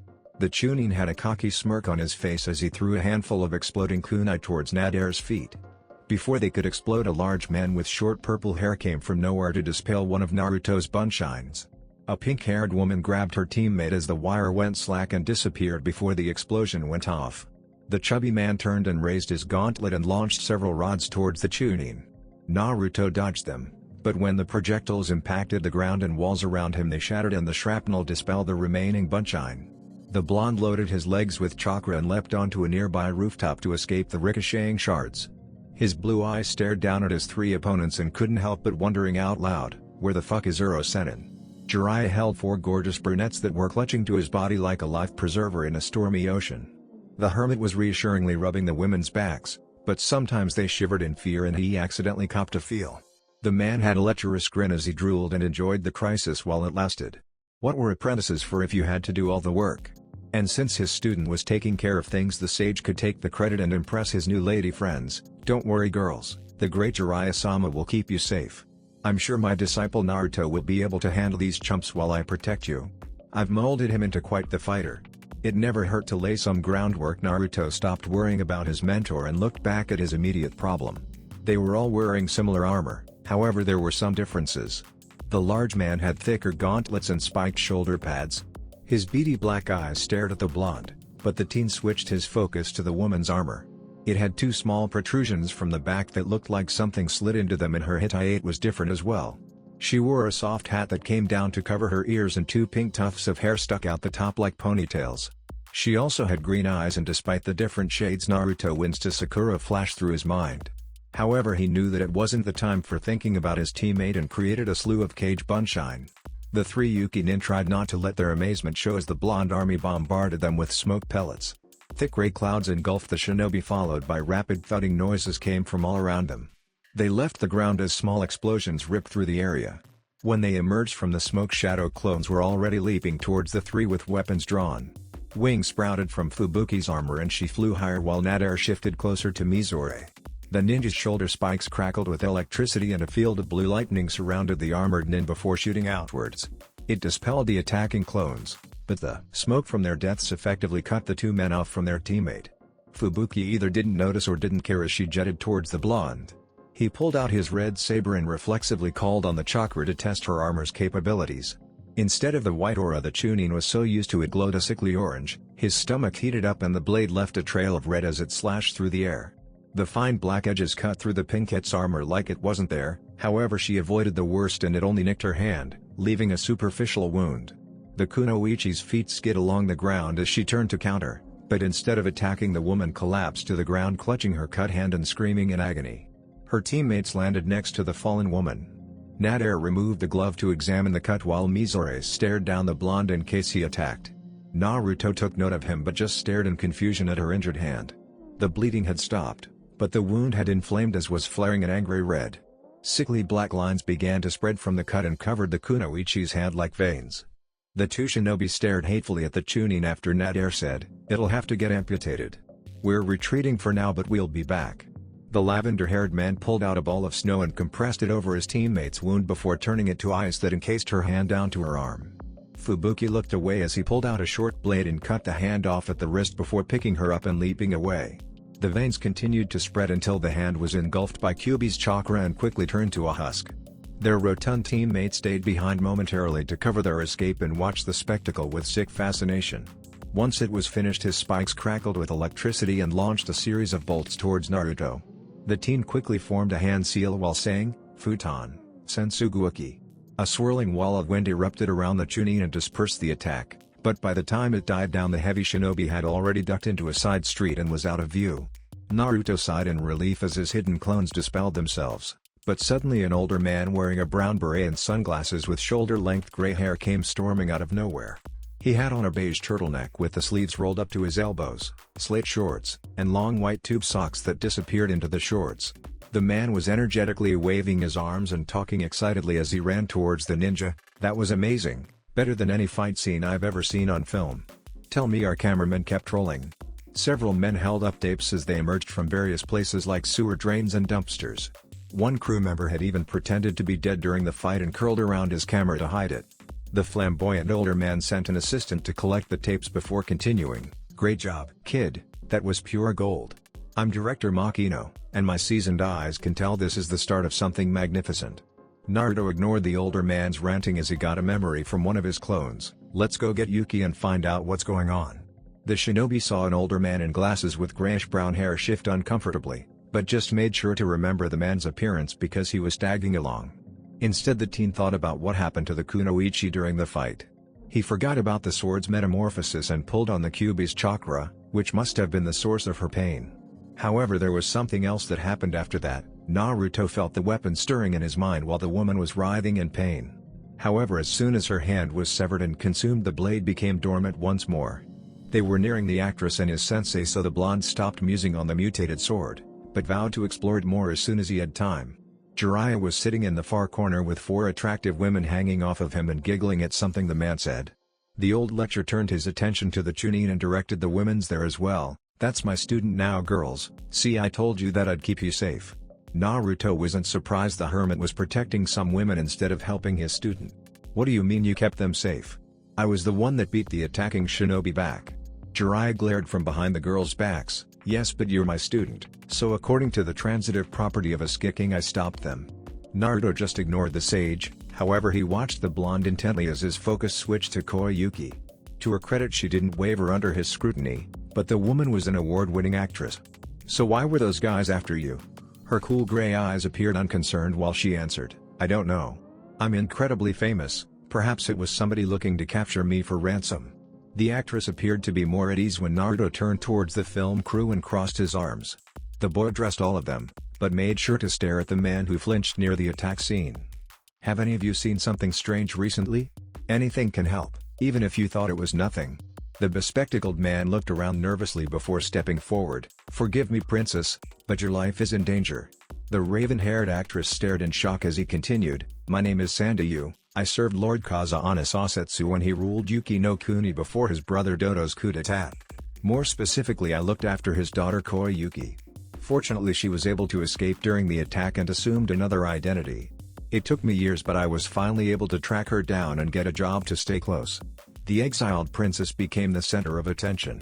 She crossed her arms and dismissively turned away. "No, I was once known as Kazahana Koyuki, but that was a long time ago in a different life. Now I'm just Fujikaze Yuki." Sandayu fell to his knees in front of the woman. "Please, princess, the people need you. We need a symbol of hope." "No, I have no interest in ever returning to that frozen wasteland." Everybody stared at Koyuki until Naruto growled at her, "I don't think this Dodo guy cares if you want to come back. He sent those ninja today and he'll send more whether you're interested or not. I don't think a heartless bitch like you would be a good leader, but even you should understand it's in your best interest to take your uncle down. After that, somebody that deserves to lead can take over while you run away." The actress' frosty gray eyes bored holes into Naruto. "Nobody asked you, runt." Jiraiya regretfully abandoned his position and stepped forward. "You'll have to face him one way or another, so you might as well bring the fight to him and do it on your terms." The exiled princess turned her ire to the sage. "Oh, and how is going back to that lifeless place that he controls my terms?" The man shrugged nonchalantly. "Well, it's that, or you could spend the rest of your life looking over your shoulder for the next attack. You'd have to go into hiding and live in a state of constant fear, unable to enjoy yourself." The man grinned as the 4 women behind him cooed at his intelligence. "Koyuki didn't think he was very bright though, so why don't I just pay you to take him out? You're supposed to be some legendary ninja." Jiraiya puffed out his chest. "Oh, I could tear that place down no problem, however I'm a high-ranking shinobi of Konoha. Doing that would make it seem like we're trying to expand our sphere of influence, and that creates all sorts of problems internationally. But let's say you hired us to take you back to Yuki no Kuni to collect a family heirloom and our path takes us through Dodo. Well, that's plausible deniability and it's all Naruto needs. PCH fine." The Chunin stared at his mentor with disbelief while Koyuki went to sit in a corner. Before the blonde could make his ire known, the director's fist slammed into his palm. It's settled then, this is going to be the last Princess Fuan movie. She returns to her homeland to find the appointed steward has no, we don't need to change the story, it's better than any script I've seen. This is going to be the world's first action documentary. I shall call it an actionmentary, documentary. Well, there's no need to worry about that now, nobody has ever filmed a real takeover before. This is going to sweep during award season. I can hear it already, and the award for best movie in the history of film goes to director Makino for his groundbreaking work in Absolutely Not. Broke the man out of his daydream. Everybody turned to Jiraiya and saw the stern expression on his face. There's no way we'll be able to maneuver effectively with a film crew following us. Most of the cameramen slunk away, but not Makino. He had pitched radical movie ideas to some of the richest and most powerful men in the business, men that could destroy his career and make the director a laughingstock with but a word. There's two ways this can happen, Master Jiraiya. You could let us come along and we do things your way. Or we can chase after you and do things my way. It may be dangerous, but this is cutting-edge stuff, so the risk is worth it. The sage stared down the director, but he knew the man wouldn't back down. Jiraiya had seen that determined look on many faces, both shinobi and civilian, and they were all extraordinary people. Not afraid of any challenge that they may face. Fine, you can bring a skeleton crew, 5 people, 12. 6. 11. 8. I can't go lower than 11, Master Jiraiya. 4. But you went down. Nervousness laced the man's voice. You can bring a handheld camera with you. The director sighed in defeat. Maybe 8 would work. Jiraiya nodded. 8. But they have to be your best men. Physically fit, brave, and have the ability to stay cool in dangerous situations. I don't know what's going to happen over there, but I do know overthrowing a government is always harder than it sounds. Fubuki held her bleeding stump while Mizore bound it with disinfected bandages. Nadir was busy fiddling around in his pack until he pulled out a small box, with several knobs and screens along with a metal triangle that was slightly contoured from tip to base. The triangle pivoted around the point and the man was holding a dish. He then placed it over a hole in the box before screwing an antenna in to secure everything. Next was the most important piece.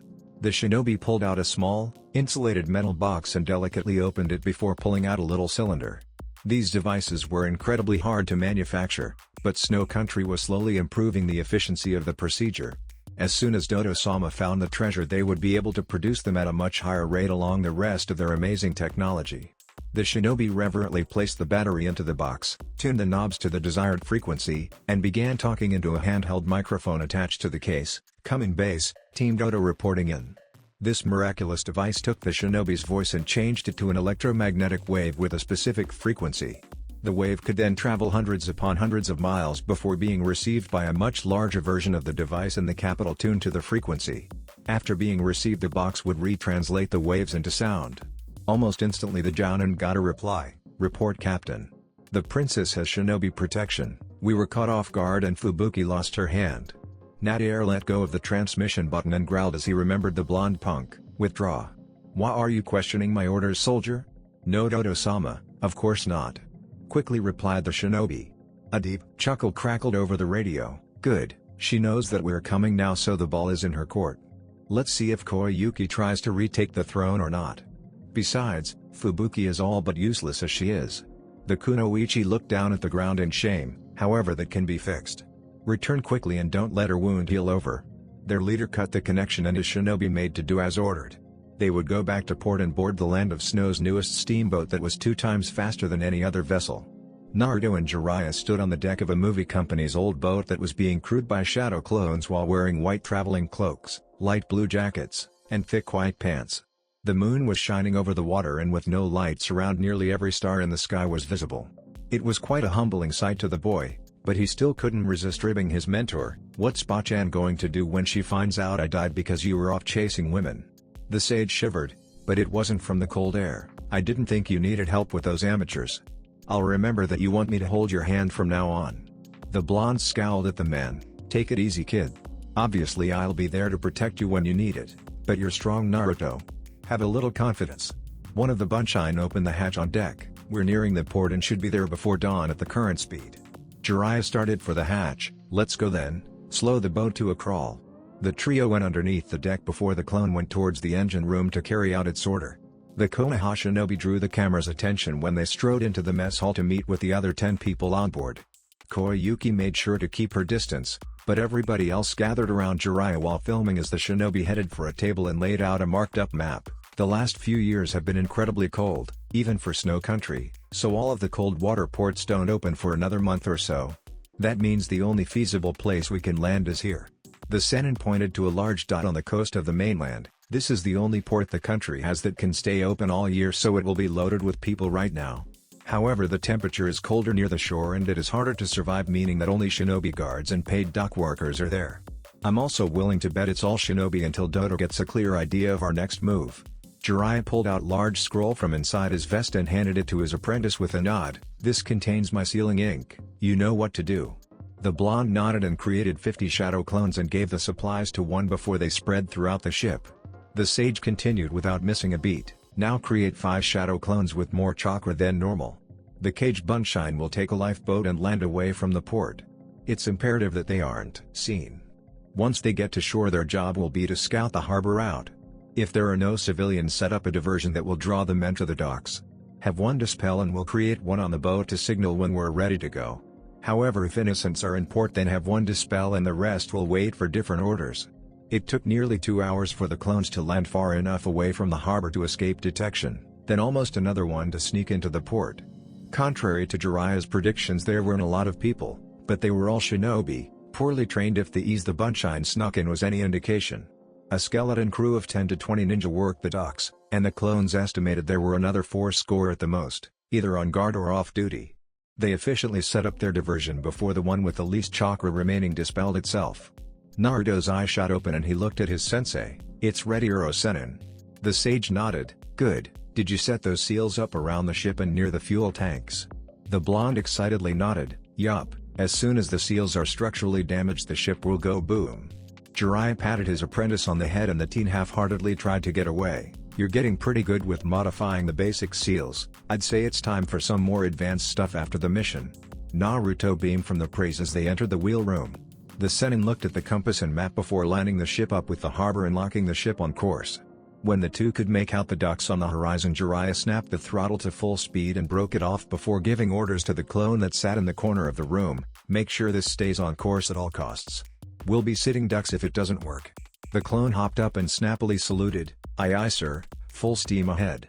After leaving the clone behind, Jiraiya and Naruto met the film crew near the remaining lifeboats. The hermit nodded towards a vessel and Naruto hopped in it as he got in a different one. Makino and 4 crewmen got in with the Sennin while Sandayu, Koyuki, and 3 of the workers rode in Naruto's. Once the boats hit water, the engines started and Jiraiya veered west calling, "Follow me." Some puissant that Nader didn't care to know threw open the door and saluted before hastily reporting, "Sir, men in the tower by the docks have reported a boat heading straight for us at a high speed." "There is no schedule. You think I don't know that, fool?" roared Nader before he regained his composure and affixed the grunt with a cold stare. The man knew of the commander's brutality and whimpered in fear. Luckily for him, the Yuki Jounin had more important things to worry about as he walked over to a window that overlooked the town. "Just what are they up to? Coming straight at us like that is suicide. Have communications radio Dodo-sama. Also send a crew of men up to the artillery. Everybody else get ready to board our gunboats. Tell the men to begin firing once our attackers are behind their ship." Once Nader finished giving his commands, massive explosions ripped through the docks and warehouses. Many shinobi scrambled to get fire equipment, but a horde of blonde clones came from the rear of the town after a couple of minutes. They killed many and forced most of the Yuki-nin to retreat towards the harbor. The snow commander looked at the smoke rising from the town as the acrid smell of blood and burning flesh filled his nostrils. The Jounin raised his view and saw the boat was much closer now and still showed no signs of slowing down. Then he realized their plan and summoned Mizori and Fubuki to his side. It was more than likely too late for the fighters in town, but Nader wouldn't let the Konoha shinobi slip by undetected. His teammates flashed in front of him as he looked at Fubuki's new blue hand. It was completely animatronic with wires connecting to her nerves and completely functional. The device was crafted from metal capable of channeling chakra and had several other interesting capabilities. Nader was thinking about cutting off his own hand to get one. The other 2 Jounin gave their captain a nod of respect and the man easily returned it. "The ship is a diversion. They're trying to sneak in while we focus on the chaos here." They waited patiently and eagerly, knowing their captain was finalizing his plan. Fubuki, Fly to the west and scan the coastline for boats. Mizore, go to the mountain on the east and see if you can spot them. Once either of you sees any sign of our guests, launch a flare and keep them in sight." The two disappeared after receiving their orders, and Nader looked out over the port. He winced as he imagined the carnage, but there was nothing he could do to stop it. "But I won't let those Konoha dogs escape with Koyuki." A red eye with a slit pupil scanned the shoreline, searching for any sign of movement. Naruto was channeling a minute amount of Kyuubi's chakra to enhance his night vision, and it was lucky he did too, because the Jinchuriki just caught the moonlight glinting off a kunai with something trailing behind it. The Chunin let go of the wheel, much to his passenger's displeasure, and rapidly formed seals, futon, datapa. He was unable to make out the actual path, so launched a wide area jutsu. The blonde was able to follow the kunai after it was deflected, and the water where it impacted exploded upwards before turning into a jagged ice pillar. Makino began frantically shouting instructions to the crew while Naruto located their assailant. To his surprise, it was the pink-haired Kunoichi, and she had two hands. The Chunin had to ignore that realization when the hand she lost began sparkling with electricity. Her eyes gleamed maniacally and she shot a blast towards the teenager's boat, intent on revenge. Sandayu had grabbed the wheel and jerked it to the side while Naruto deflected the lightning with a Guko. The woman raised a strange device and launched a flare before restarting the pursuit. The two boats raced across the water while the cameramen worked furiously to catch the chase scene under their director's orders. "That's it, boys, we're on the forefront of cinema. Just think of the glory. Have you ever filmed a chase like this?" Makino's eyes widened when he saw the ship approaching the harbor. "Northeast. Northeast, you fools. Not all of you, damn it." Some of the crew turned to catch the ship slam into the port. A mushroom of fire rose nearly 100 feet above the water and lit up the sky like it was daytime for a brief moment.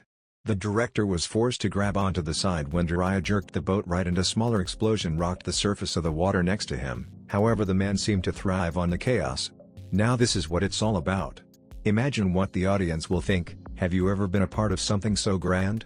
Makino's exhilaration seemed to make the Kunoichi angrier as she furiously formed seals, Hyotan, Tsubame Fubuki, Ice Release, Swallow Snowstorm. Bird-shaped ice carvings, with wickedly pointed beaks, formed around the flying Kunoichi before speeding towards the ships. Naruto tried another datapa to block them, but to his surprise they flew around it before heading towards the boats once more. Sandayu and Jiraiya managed to avoid the birds, but Naruto saw the kunai with ice bombs that would land in their paths. He rapidly formed his own set of seals and held a swirling ball of wind about the size of the basketball. Futon, Satadungan. It only split into 6 arrows, but they precisely hit all the kunai and deflected them, so the weapons harmlessly hit the water away from the boats and created more ice pillars. The Chunin angrily turned to his sensei to find the man casually cleaning his ears out. "Damn it, Hirosenin, a little help here would be appreciated." The man grumbled and stood up. "Fine, lazy brat. Grab the wheel, Makino." The sage stood and formed a series of seals faster than any Naruto had seen. "Ninpa, Harijizo." The boy's sweat dropped when Jiraiya's hair completely covered his body like a shield, but then gaped when the man said, "Hariji Goku." And thousands of needles shot out from his hair towards the flying Kunoichi. As impressive a display as it was, the projectiles bounced harmlessly off her armor and the white hair looked like snow as it floated to the water. Naruto pointed an accusing finger at his sensei and the man shrugged before retaking the wheel. "I tried." "You're the laziest piece of shit ever, Hirosenin," screamed Naruto. Jiraiya huffed and yelled over the engines, "Hey, I'm a member of the Sannin and recognized as one of the most powerful ninja alive throughout the world. This nobody knows I could kick their ass with no arms, legs, eyes, ears, or nose, just a mouth to talk shit. There's no point in it. Would be boring." Naruto's eyebrow twitched when Jiraiya pulled out a sake bottle and porn magazine. "That makes no sense." "It makes perfect sense," countered the man without looking up from his reading material. "Now get to it." Fubuki wasn't enjoying being forgotten and her hand popped open just above the wrist. "Do you not even care I'm about to kill you?" A small cone rocketed out from the opening. Naruto ran through a set of seals and a compressed ball of water formed in his palm. "Suten, Ha-en-ryu." The ball exploded in a torrent of water, but it only slightly deflected the rocket's course. The Chunin was forced to create clones that grabbed his passengers before leaping into Jiraiya's vessel. Koyuki screamed as she soared over the ocean while the rocket hit next to their boat. The explosion sent it flipping through the air and it shredded to pieces as it bounced off the water like a stone. The princess ripped herself out of Naruto's grasp without so much as a thank you once they landed on the other boat. Jiraiya scowled as the extra weight slowed the lifeboat down considerably. Although the weight limit still hadn't been reached, it was getting close. "What did you go and do that for?" "What, save our lives?" sarcastically questioned the blonde. "No, suck so much that you let her destroy your boat. Don't you have anything that would have blown it up?" Naruto twitched that his sensei was so casually disregarding him and showing no concern in the slightest while drinking sake and driving in a zigzag pattern. "Well, maybe if you taught me a cool jutsu." Jiraiya turned around and began to sagely advise Naruto as the boat randomly bounced and veered with the waves. "Now what have I told you before? Jutsu aren't the answer for everything. Just for that I am revoking all elemental jutsu from your arsenal for the duration of the mission." The passengers began screaming in terror and the sage saw that a poison bomb had blew in front of them. He jerked the wheel to the right and managed to avoid it, but edited his previous statement. "Correction, they're eliminated after this chase. Now take care of that bitch, she's only like a 6 on the hotness scale, maybe 7.5 on a good day." Naruto decided it would be better off to ignore the useless man and turned his attention back to the kunoichi. Her wrist once again opened and another missile launched, but the Chunin created a shadow clone and threw it towards the projectile. The Bunshine formed a Rasengan as it flew through the air and destroyed the rocket before it got into range. However, the boat still swerved from the blast and Jiraiya ended up slowing down to regain control. Fubuki took advantage of the delay and flew in close as a hole opened in the palm of the artificial hand. As she neared the boat, a stream of flames shot out from it, but Naruto formed some seals and channeled his chakra into the water. Uzumaki Haijutsu, Mizuno Tatsumaki. A cyclone of water rose from the ocean and doused the flames. It also forced the kunoichi to abandon her charge, which gave them some distance. She was undeterred and easily caught up to the loaded boat. The woman launched a blast of lightning and forced the boat to veer left. Once the Pinkette was able to determine their course, the fingertips of her artificial hand opened and several pellets launched out. They hit the water in front of Jiraiya's boat, creating several patches of noxious purple smoke. The man weaved around them, but he was an easy target on a predictable path. Naruto unveiled his Sharingan as Fubuki formed another set of seals and copied them perfectly. They both completed the seals, Inton, Iotan, Tsubame Fubuki at the same time, and formed the same amount of ice swallows. The birds launched at each other, and though the kunoichis tried to dodge, Naruto's followed and they all collided. The blonde followed up and threw an exploding kunai at her, but she raised her hand before a large chakra shield that covered her entire torso formed in front of it. The kunai bounced off it and protected her from the blast, however it couldn't stop the concussive force and the flying ninja had to quickly deactivate and reactivate her wings to regain control. The Jinchuriki smiled from his boat as he watched the Pinkette get out of her free fall and pull up just before hitting the water. He could make out the scowl on her face as he created a clone and pulled out several smoke bombs. The kunoichi tried to gain altitude, but a Hanryu from the clone forced her back down. Naruto then scattered the bombs over and in front of the kunoichi before his clone hit them with shuriken. Fubuki's vision was blocked as she tried to fly above the smoke clouds and her sharp ears picked up a distinctive hissing noise. She formed the chakra bubble for protection, except this time the blast surrounded the woman. The Pinkette was nowhere near the altitude she was after the first blast, and the second damaged the wings mechanism. The kunoichi could only hopelessly stare at the frigid water as she plummeted. Naruto covered his Sharingan when it became apparent she wasn't emerging, and the rest of the ride was uneventful, except for Makino's gushing, of course. The blonde directed Jiraiya towards the sheltered ice cove that his clones found earlier, and they scuttled the boats to hide signs of their landing. Of course it didn't matter because a voice rang out, "Iotan, Ikaku Hokage, one-horned ice whale." A massive whale of ice rose from the glacier surrounding them and Naruto's mouth fell open before he yelled, "Urosenin." Jiraiya lifted his hands above his eyes to shield them from the sun as he stared up at the frozen behemoth unconcerned. "Really? You need my help for this?" He quickly scribbled a seal onto a sheet of paper. "Now watch, Naruto. Fancy jutsu aren't really that great by themselves. An amateur with an exploding tag is still an amateur." The sage seemed to soar as he leapt into the air above the whale and slapped his tag onto the creature's forehead, just below its horn. The beast let out a moan as the chakra fueling it disappeared and the ice shattered into insignificant shards. The crew underneath filmed as a rainbow formed in the tiny crystals from the sunlight, and Makino went on a rant. "Oh my, did you imagine that? Nobody would ever do that in a movie. No, the whale would have to be destroyed with a massive explosion that created giant ice blocks, which would destroy everything. Impressive, true, but this is so much more unexpected, majestic, better than any special effects I've seen. Pure genius, I say.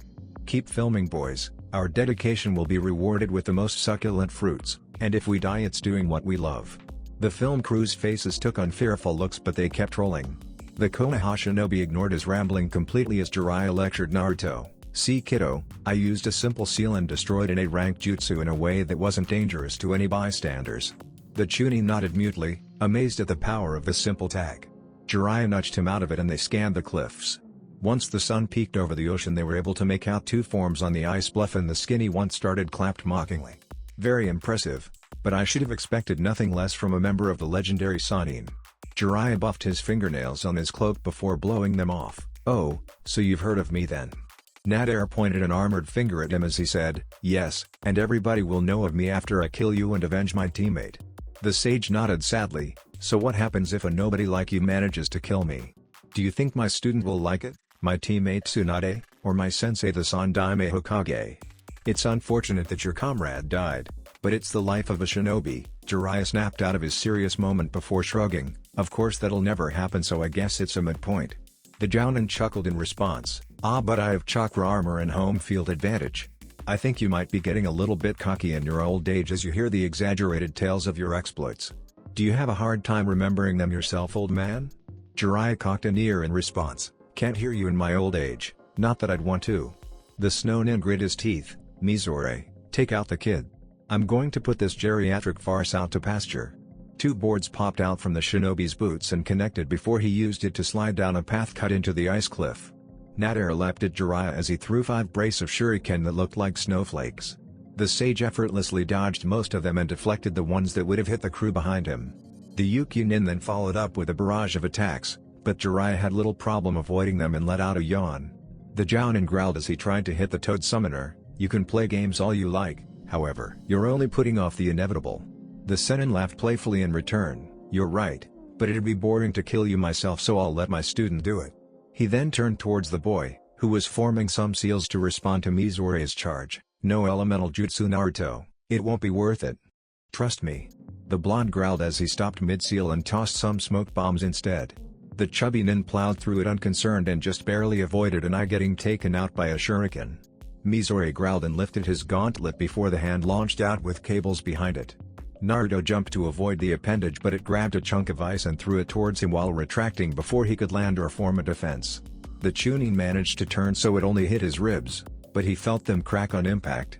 The blonde suppressed a wince when he landed and thrust a Rasengan into the ground as Mizore snowboarded towards him. The ice shattered underneath the boy and forced the Yuki nin to stop his charge, but it also left some of the crew teetering on ice sheets as they disconnected from shore. The teen felt a piece of ice smash into the back of his head, leaving a large welt. He lifted his head to find his opponent more confused than he was and looked towards Jiraiya to see a disapproving frown on the man's face. "What were you thinking, Gaki? You can't just do stupid things like that. Take care of it now." Naruto created 30 kg bunshine and most charged towards the snow Jounin, but some went to rescue the cameraman. Mizore slid up and down snowbanks like rollers, avoiding the attacking clones and dispelling the ones that got too close with brutal strikes. They finally managed to encircle him, but he smirked as lightning flashed between his armor spikes before shooting out in all directions and dispelling the bunshine. He was surrounded by smoke but heard a cry of pain behind him. When it finally cleared he saw Naruto lying on the ground in the fetal position. The man raised his gauntlet and shot a rod towards the prone boy, but the blonde dispersed into a puff of smoke when it hit. Mizore looked around and heard a shout from above, but when he looked up a heel smashed into his face. The Yuki nin growled as he tried to grab the boy's leg, but he used the man's chin to backflip away. The Jounin still managed to launch his cable arm and grab the teen's leg and threw Naruto into a cliff, which caused the ice to shatter and collapse on him. A cocky smirk broke out across Mizore's face as metallic rods covered in explosive tags poked out of his gauntlet. The man began speeding across the small hills of snow when 2 clones burst from a mound at insane speeds, holding a wire that was covered with exploding tags the same design as the ones on the ship. Their speed combined with the snowboarders was too fast for Mizore to react in time and he broke the wire and seals, which caused an explosion to engulf the Jounin. Naruto sighed in relief thinking his job was done, but Jiraiya's voice rang out, "Don't get lazy now, I've been keeping the sky warm for you." Nader growled in anger while the Chunin stared in disbelief, "Really, Sennin? I just kicked that guy's ass." The hermit wagged a finger at Naruto before using it to block a roundhouse kick from Nader. "Hey now, this is your training trip not mine." Jiraiya jumped in front of the film crew and the Chunin faced the Yuki nin while pulling out his sharingan. The man's eyes widened as he saw the dojutsu and was overcome by fury as he remembered the last time he saw it. You remind me of another Konoha shinobi I fought, Hitake Kakashi. It's unfortunate, but you'll have to take his place on my shit list for now. Naruto's head tilted in confusion. How do you know Kaka-sensei? The anger melted from Nadare's face as he looked eagerly at the blonde. We fought some time ago, though he ran away like a coward. Of course he was just a boy like you, so I can't blame him. The Chunin tilted his head in response. Are you sure? He probably didn't need to fight you, so didn't bother with it. He's pretty lazy and you're not really that strong, so I doubt he ran for his life. The Yukunin fumed, but the teen ignored the man as his fist slammed into his palm. Still, this is a great opportunity to compare myself to Sensei, the first step in my road to surpassing him. Nadare chuckled mockingly and the blonde focused back in on him. I think you're getting ahead of yourself. It's hard to surpass anything when you're dead. The Jounin seemed to vanish right after he finished his sentence. The only sign he was there was the displaced snow. The cameraman had a hard time locating the shinobi, but Naruto was able to easily follow him with the sharingan. The Jinchuriki backhanded Nadare's jabbing forearm with his right hand, which forced the ninja to veer to his left. The blonde then pivoted on his right foot and his shin impacted the lavender-haired man's left leg, which sent the Jounin into a barrel roll, and when he completed it his steel eye met Naruto's right hook. Nadare could feel the area around his socket swelling as it closed, but he was able to recover and backflip away. The snow nin landed with good footing on the ice and was able to cross his arms over his head and block the blonde's axe kick. That was just a distraction, though a copy of the Chunin came from underneath and kicked the Jounin in the stomach. The hard plastic absorbed the blow, but the Yukunin lost his footing from the attack and there was a barrage of exploding kunai headed his way. The lavender-haired man pulled out several blue balls and threw them in front of him before he started rolling across the snow. When the pellets hit the ground, a small field of ice spikes sprouted up and blocked the kunai. The tags exploded, destroying the ice and sending shrapnel everywhere. It also blocked the fighters' view of each other and Nadare went through a series of hand seals before waiting for a sign of the teen. When several copies of the blonde burst through the black smoke, he released the stored chakra and slapped the ground with his palms. Hyotan, Rogan Adare no Jutsu. Wolf Fang Avalanche Technique. The cliff behind the man shattered and formed an avalanche that took on the shape of a pack of wolves. Naruto really wished he could send the cool technique back at his opponent, but even if he could use elemental jutsu, there wasn't a cliff behind him. The wolves howled as they veered around their creator and headed towards the film crew and Shinobi. The Sharingan wielder formed a cross-shaped seal and summoned an army of Cage Bunshine which charged the ice technique. The front row thrust Rasengan into the frozen wolves, but was quickly overtaken by the rest of it. However, some of the clones behind them had jumped over the stalled jutsu, and after the attacking Bunshine were dispelled, the remaining ones detonated exploding tags they placed on themselves. A blizzard of ice scattered everywhere as Nadare smirked and formed more seals. Hyotan, Harimoko. Tearing Dragon Fierce Tiger. The cloud of ice merged with snow rising from the ground to form a tiger 15 feet tall and 20 feet long. Naruto faced down the tiger unconcerned. He was more worried about the man using that whale technique again. Although copying it would be awesome. The Chunin formed 12 clones that rushed past him, and he jumped into their midst. The Bunshine all leapt towards the tiger with Rasengans raised, but the real one pushed chakra to his legs and used wind manipulation to reduce the air resistance as he launched towards Nadare and began channeling chakra for another jutsu. The Jounin abandoned his actions and prepared to meet the human missile, but he wasn't prepared for the blonde to multiply once more. Several clones smashed into the man, forcing him to stumble backwards and dispelled after contact to block his vision. The real Naruto came through the smoke screen and drop-kicked Nadare, sending him tumbling across the ice. The Jounin pushed himself to his feet as the Konoha shinobi drew the red saber and slowly approached. The lavender-haired man kept a wary eye on the dangerous blade as the Chunin began talking. You might have been able to fight Kakashi-sensei at some point, but not as you are now. Those jutsu were pretty cool. The blonde pointed to his revealed sharingan, and I'll be sure to use them when I can. But my sensei continued to improve and hone his skills while you relied on the chakra armor and let yours slip. Nadare felt his temper flaring as he was lectured by a child, but quickly suppressed it knowing he couldn't win here. The man could still live to fight another day though. The last survivor of Team Dodo allowed some of his anger slip through and let out a roar as he charged. Naruto stopped as the Jounin burst into motion, but the Yukunin revealed it was a feint and halted. His hands started glowing blue with chakra before he easily smashed them through the thick ice. A clear gas bubble sprouted out from the back of his neck and covered his head before latching in the front. The lavender-haired man let out a laugh as he jumped into the glacial waters to escape. Jirai walked to the hole and saw a trail of bubbles coming from Nadare's suit as he retreated. Well, you suck. How did you let him get away? Naruto's eyebrow twitched as he lowered his Hittite over the Sharingan and angrily responded, "Gee, I don't know, did you think he'd be able to swim in below freezing waters, because I sure didn't." Jiraiya looked through the hole in the thick ice again. "We're Shinobi, kid, the unexpected comes with the territory, so expect it." Naruto clenched his fists. "If I'm expecting it, then it wouldn't be unexpected." Jiraiya glared at his student. "I know you don't have anything in that noggin of yours, but that doesn't mean you have to be such a wise ass." Naruto's blue eyes stared right back. "Well, maybe you shouldn't be such a dumbass then. Will you two shut up?" The bickering shinobi turned to see a fuming Koyuki. "I don't even want to be here and you two are joking and goofing around like nothing is wrong. Let's just get what we came for and leave this godforsaken land." Sandayu worked to keep the frown off his face at the princess' words because he had always hoped she would come back and rally the broken population. Dodo forced civilians to work non-stop in the factories and mines, breaking up families and lovers without a care in the world. He was a true tyrant that must be stopped. However, if people found their princess didn't even believe, there would be no chance. The only thing that kept the forlorn citizens going was the knowledge that their beloved Koyuki had escaped and would return to reclaim the throne one day. But somewhere along the line, the sweet, charitable, innocent girl had hardened her heart towards the country and its people, had tried to run away and forget the past. Sandayu could lie to himself no longer. Koyuki had indeed died during the coup. Still, the rumor of her presence would bring hearts back to the men. If he could return and take advantage of it, maybe there was hope yet. "If I may make a suggestion, Master Jiraiya." Everybody turned to the Snow Rebel. "We have just struck a mighty blow against Dodo. 2 of his top commanders are dead and his army watches with uncertainty. He knows we are in the country but not where, so his forces will have to spread out or let us run free." The older man turned to the 3 cameramen he recommended for the trip and subtly nodded. "If I can reunite with the rebels, then we can rally and launch a series of guerrilla strikes that would further disorganize his forces." The Sennin shook his head when it became apparent Sandayu was finished. "Absolutely not. The last thing we need is to split up.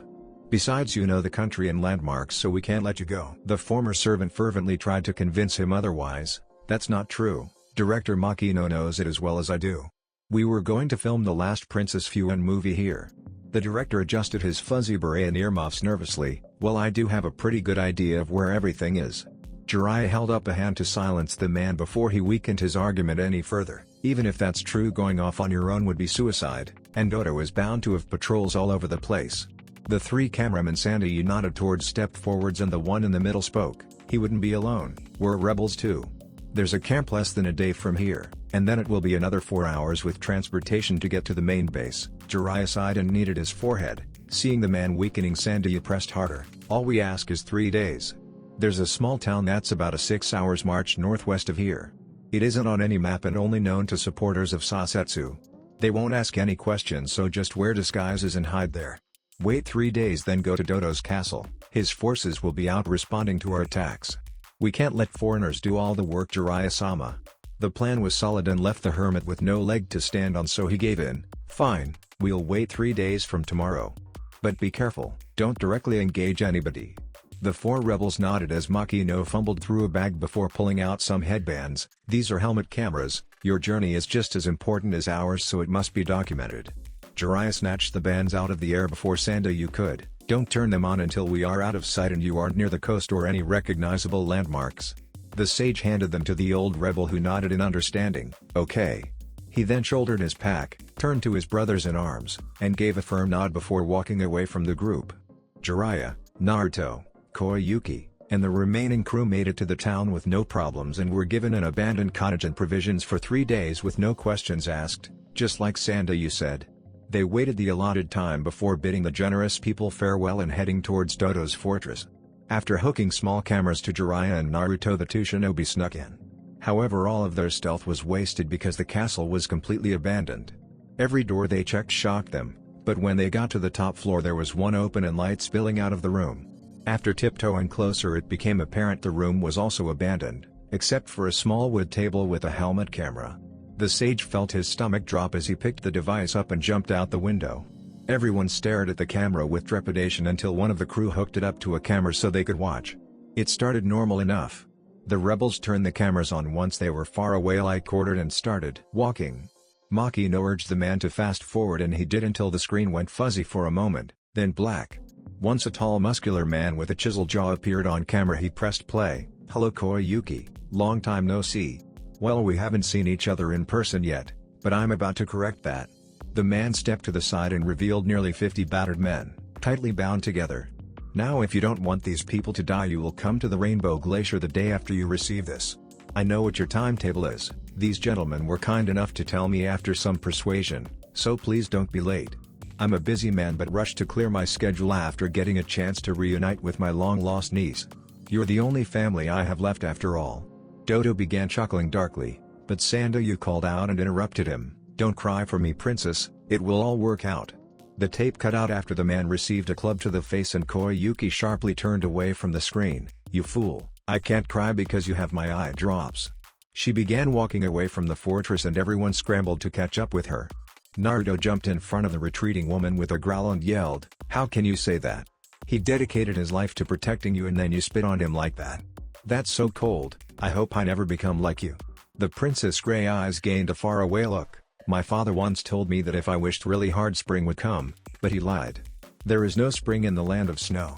I'm cold because this country shaped me in its image. That's bullshit. Naruto's blue eye was frostier than the air. The country didn't make you anything. You just gave up. What are you, the blonde cut off the fuming princess? I could have given up too. When I was a kid I was always alone for something I had no control over. I had no friends or family. It seemed like everybody in the village hated me too. They would either ignore me or stare with cold eyes, calling me a demon, denying my existence. There were days where I wanted to give up and just become the monster they claimed I was. The teen's blue eye flared with determination, but I never gave in and eventually things got better. I made some great friends and people started to acknowledge me. My life's still not perfect, but it's getting better every day because I make it that way. Koyuki's anger melted somewhere in Naruto's monologue and she stared at him with surprise and awe on her noble features. Then he focused his eye on her and the exiled princess was overcome by emotions for the first time in years. Shame, guilt, regret, grief, anger at her uncle, but most of all she felt strength rising inside her. Hope was coloring her vision for the first time since her father's death. I don't know what you felt after your father died because I never knew mine, but I do know that if you want to then you can change things now because it's never too late. Koyuki felt a fire burning in her stomach, but before she could say anything the director let out a loud sniffle and the cameraman broke out in tears. That was beautiful, kid. I've never heard anything so inspiring in my life. Naruto blushed and Jiraiya proudly clapped him on the shoulder. Okay, now that we have things settled, let's get going. We'll need to make a plan on the way. A tall man wearing a high-collared white cloak with a yellow and maroon collar lifted a muscular arm and ran it over his black slicked back hair, all the way down to his neck. He was standing in the middle of a glacier and looking out towards the east, waiting for the sun to rise. The glacier was almost completely barren, except for 6 spires of ice that rose into the sky and cracks that spiderwebbed through the ice, leading from the pillars to what appeared to be a well. A metal barrier stretched across its opening with a hexagonal keyhole in the center. This was the only thing standing between Dodo and his prize. He began plotting against his brother almost 20 years ago, when his niece could barely babble and crawl, and today the tree would finally bear fruit. The Kazahana treasure would be his. Then the Shinobi daimyo would be able to outfit his army with chakra armor and the latest technology while increasing the funds for research and development. Soon enough the great nations would be clamoring for an alliance, and once he had allies Dodo would be able to secure fair prices on staple goods. The land of snow had large deposits of different ores and coal in the mountains and plenty of lumber from the forest, but growing season was too short. Other countries knew this, so they inflated the prices of basic things like vegetables, meat, clothes, rope, glue, medicine, plastic. Pretty much anything that came from nature, raw or manufactured. Once Yuki no Kuni got fair prices on those goods so it would be able to sell its natural resources it had instead of giving them away for basic needs. Then the impoverished country could climb out of debt. His foolish brother chose to ignore the crisis and hoarded the Kazahana treasure to fund his little invention fantasies. Year after year they gave away more iron and coal for less food, but the scrawny fool didn't care because he refused to see reality. Instead his brother locked himself away in the palace, living luxuriously and inventing while the country began to rot. Because of a twist of fate the spineless, simpering, pathetic, craven, panty-waist became daimyo while Dodo was relegated to lead the shinobi village. Sasetsu took over when their father died and started destroying the country with his incompetence. The head shinobi couldn't just sit by and let it happen any longer, it was his duty to protect the land of snow. The shinobi daimyo sensed the remaining cameraman clumsily sneaking into position. He extended his senses and found the director scaling a mountain of ice to get a vantage point. The man paid the crew no more heed than he would an insect and allowed them to set up. Let the rest of the world watch Yuki no Kuni's ascension. Soon enough he spotted Koyuki walking across the frozen lake, flanked by the two shinobi that caused him so much grief. An evil smirk broke across Dodo's handsome face as they came to a halt. "Fools, you stopped on top of the ice lake. That just makes it so much easier." The thick man extended an arm encased in black armor. "Hello Koyuki-chan, I hope you've brought my hex crystal." His only response was three confused faces, but the shinobi wasn't deterred, always the excellent actress, "But you know what I'm talking about. The hex crystal is an heirloom that the heir to the throne receives after birth. It was given to your father, and then to you." The princess' face contorted in anger and her gray eyes simmered in rage, all this for a sign of legitimacy. Dodo's laughter boomed out over the lake. "It's so much more than that, my dear niece. I don't need any symbol to rule this land. My claim was saving the country from your father." There was an old legend that told the story of how our ancestor founded Yuki no Kuni. He discovered a treasure of unmatched proportions, but he knew that it would never be safe, so the location is only passed on to the next daimyo. Sasetsu was hoarding the treasure so he could invent his fanciful devices that served no real purpose while the country spiraled into debt. The shinobi placed his right hand over his heart while extending his left and gesturing dramatically. "I didn't want to kill my beloved brother, but he gave me no other option. I even gave him a choice. He could step down and tell me the location of the treasure or die. The poor fool denied it existed, even under torture, so I had to kill him. It was extremely hard on me, but I hung him over the ocean before cutting the rope for his crimes against the country and started the treasure hunt immediately. I scoured the countryside for years and searched every possible location, every inch too, but all I found was this keyhole shaped like a hexagon." The man let out a mocking laugh. "I know it wasn't up to your standards, but with some practice I think I could have been successful in movies. Now give me the crystal." The raven-haired princess stared hatefully, but Jiraiya calmly said, "Let me see Sandayu and the others first." Dodo cracked a wide grin at the three. "Oh yes, I completely forgot about the rebels. You see, they just wouldn't shut up and were slandering my good name. It was incredibly annoying, so I had them killed. Well, I guess you won't give me the crystal now, so I'll have to take it from your corpses." The shinobi threw aside his cloak, revealing a black version of the armor his minions were wearing, except he had wing slots and gauntlets. The Konoha shinobi watched him form a single seal before holding his hands out. "Iotan, Koko Ryu Bufusetsu. Ice Release, Black Dragon Blizzard." A black, ether-like dragon made of ice shot out from Dodo's palms towards the three and destroyed the ground under their feet. However, the daimyo's keen eyes saw them disappear in a puff of smoke. Suddenly hordes of clones jumped from the crew's positions while staring at him with red and blue eyes. Half of them transformed into shuriken before the other half threw them, saying, "Shiho Hapo Shuriken." Dodo just stood there unconcerned, and once the projectiles got close, a blue pulse of chakra went out from his armor and dispelled them. "Your ninjutsu won't be able to touch me, but I can hit you, Iotan, Koko Ryu Bufusetsu." He made a seal and launched another dragon, and it split like smoke before reforming into dozens of smaller ones that snaked through the remaining clones, destroying them. Several bunshine burst from the ice around him and detonated exploding tags before he could let off another pulse. The shinobi daimyo simply leapt above them before the blast and extended his wings, allowing the updraft from the explosion launch him skywards. Dodo looked around for the real blonde, but another squad of clones jumped from the director's position and got above him before launching exploding kunai. The large man sped through the blasts and the winds shot him at the clones as he let out another pulse. Dodo laughed as the chakra from the clones flowed through his armor and he went through a short series of seals. "Hyotan, Soryu Bufusetsu. Twin Dragon Blizzard." Two large dragons shot out of his hands before curling around each other and creating a massive tornado that ripped across the landscape. Copies of the blonde leapt out of various spots, towing the camera crew with them while they filmed the spectacle over the teen's shoulders. Smoke bombs burst into thick gray clouds around Dodo and he quickly ascended above them as more blasts rang out from below. Despite the height he was flying at, the shinobi heard a shout above him. He did half a barrel roll and saw Jiraiya had thrown the blonde skywards. Hundreds of bunshine formed around the Jinchuriki before transforming into Fuuma Shuriken, and they were launched towards the muscular shinobi, who just laughed. "This trick again?" A chakra pulse dispelled all the weapons, but the smoke created a thick cloud that blocked the man's vision. Then what seemed like hundreds of kunai with exploding tags trailing behind them flew through it. Dodo retracted the wings and entered a free fall before extending them again. But the shockwave from the blast still sent him crashing into the frozen lake. The remaining clones dispelled themselves and Naruto looked down with a satisfied smile until Nader came running across the glacier with a screeching Koyuki in his arms. The Jounin dragged the princess to the keyhole before ripping the necklace off her neck and shoving the purple crystal into the slot. As it disappeared, the well cover cracked open and began to glow rainbow colors in the pattern of a snowflake. 6 lines shot out and followed the cracks leading to the obelisks, leaving behind a snowflake pattern. Once the light reached the 6 pillars, they glowed with the color of the rainbow as well. Nadir looked on in awe, until his jaw dropped with disbelief after he understood what was happening. "It's warm, the treasure is a heat generator?" The princess laughed, but it didn't sound very feminine. The snow nin turned around and watched as Koyuki turned into the blonde Chunin.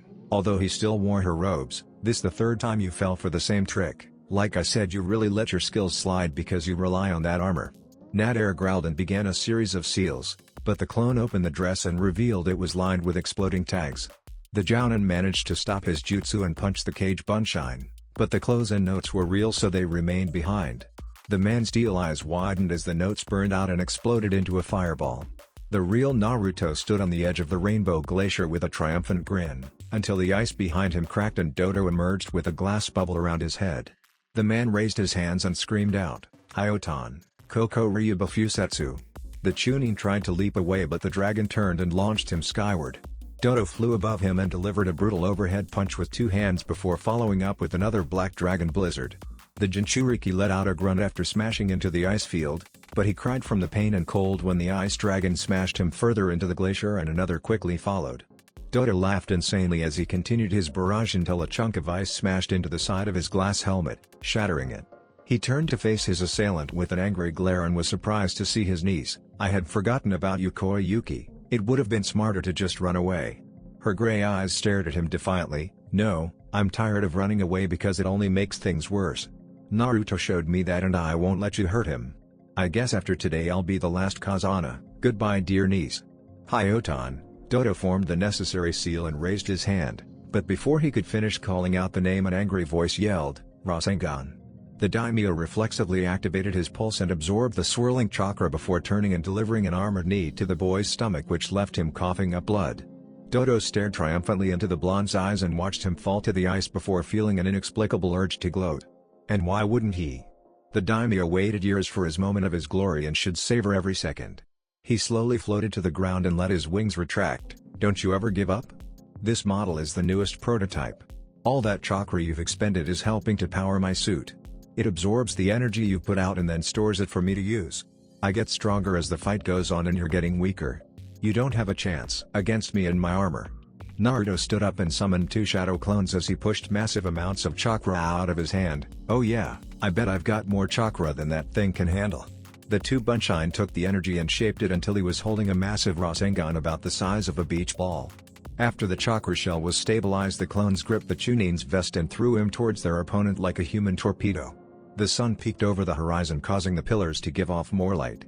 The giant Rasengan absorbed the colors and the swirling chakra took on a rainbow hue. Dodo's eyes widened in panic, but he regained control of himself after staring into the boy's mismatched eyes. Did this child really think he could overcome the cutting-edge technology of the Shinobi daimyo's armor? The man shoved out his chest and waited for the boy's attack.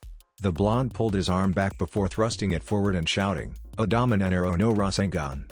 Giant 7-colored spiraling sphere, the ball of chakra hit Dodo's chest and the man felt the energy supercharging him. He had never felt this powerful before. This brat was surely doomed now. However, after 10 seconds he started to panic because the Rasengan's size hadn't diminished in the slightest. His limbs also started hurting from all the excess power the suit was pouring into him after the storage unit was full. The daimyo wailed in agony as the boy's momentum pushed them over the cliff and the chakra crystal in his suit exploded, sending them crashing into the lake. Koyuki followed the Naruto's path and let out a scream as she scrambled across the ice while throwing her robes off before jumping in after him. The actress' legs kicked furiously and she found the unconscious Shinobi by following the trail of bubbles as he sunk to the bottom. The raven-haired princess grabbed the teen and pulled him close to her before swimming with all her might towards the light coming through the hole. Koyuki broke the surface and gasped for air before she started shivering as she pulled them out of the freezing water. She leaned over and stroked the blonde's damp hair affectionately. "The knight is supposed to save the princess, you idiot, not the other way around." With that she joined the Chunin in unconsciousness. Jiraiya wrapped them in a towel he unsealed before carrying them over to a heat generator. He looked at his student as he shifted in Koyuki's arms and she pulled him closer. The cameraman came over to them and director Makino was wearing a satisfied smile. Now that was better than any Hollywood ending I've ever seen. Jiraiya smiled down at the two. Damn blondes get all the luck. Koyuki cut an elegant figure as she sat on her throne in full regalia. The princess had on a lavender kimono the same color as the hex crystal with dark purple cuffs. She wore a flat pink hat that had 6 purple tags equidistant from each other that matched her cuffs. The newly coronated daimyo smiled and rose from her jewel-encrusted silver throne, set with red velvet cushions, to approach Jiraiya and Naruto. After giving the sage an appreciative nod, she bent down to give the blonde a kiss on the cheek, that left him blushing, and handed the teen an envelope. You can open that whenever you want. It's a thank you present from me to you. The Chunin began fumbling with the packet before ripping the top open. Are you kidding? Why would I wait? The blonde's blush deepened as he looked at the picture of Koyuki kissing him while he was wrapped like a mummy in the hospital with her signature on it. Steam shot out of the boy's ears and he passed out. The raven-haired princess chuckled as she plucked the picture out of the air and safely placed it in Naruto's bag before turning towards his sensei. Thank you, Jiraiya-sama, you two are always welcome in Yuki no Kuni, although hopefully it will be Haru no Kuni next time you visit. The generator may have run out of power for now, but I have our best engineers working on it. The woman's face took on a more somber expression. However, my uncle was right about one thing. The country is deeply in debt. A mischievous glint entered her eye as she continued. Fortunately, my agent called and said Icha Paradise is the highest grossing movie yet. A cocky smile broke out across the author's face. Oh really? I knew it would break all the opening weekend sales just by the number of reserved tickets. The actress shook her head. No, you don't understand. It's the highest grossing movie of all time, like total sales of everything related to a film. I've made 3 times the money I usually make in a year already, and we haven't even released the action figures, posters, or other merchandise either. That money can fund the project for a couple years, and I'll act in other movies to help us climb out of debt. Dollar signs replaced Jiraiya's eyes after what he'd just heard set in. Oh baby, daddy hit the jackpot. Koyuki coyly put her index finger below her lips. You know, with those kind of sales I would definitely sign on for a sequel in a couple years when the money flow from this one starts to slow down. That's if you can find the right male lead, of course. Blood trickled from Jiraiya's nose as he gave her 2 thumbs up. I'm available for shooting now. Naruto started to groggily rise from unconsciousness. Koyuki deadpanned at the lecture. I said the right male lead, Jiraiya-sama. The man's body seemed to lose all strength as he slumped over in depression. Fine, I see when we're not wanted. Let's go, Naruto. The teen followed his sensei in a daze after bidding his favorite actress a farewell. See you later, Koyuki-chan. The princess giggled as she watched the blonde stumble out. Bye, Naruto. Hopefully we can work together again in the future. The weather was still warm, so Naruto and Jiraiya walked through the country in their regular clothes. Did you see that giant Rasengan I used against Dodo? Now that I've created my own variation, you have to teach me a technique.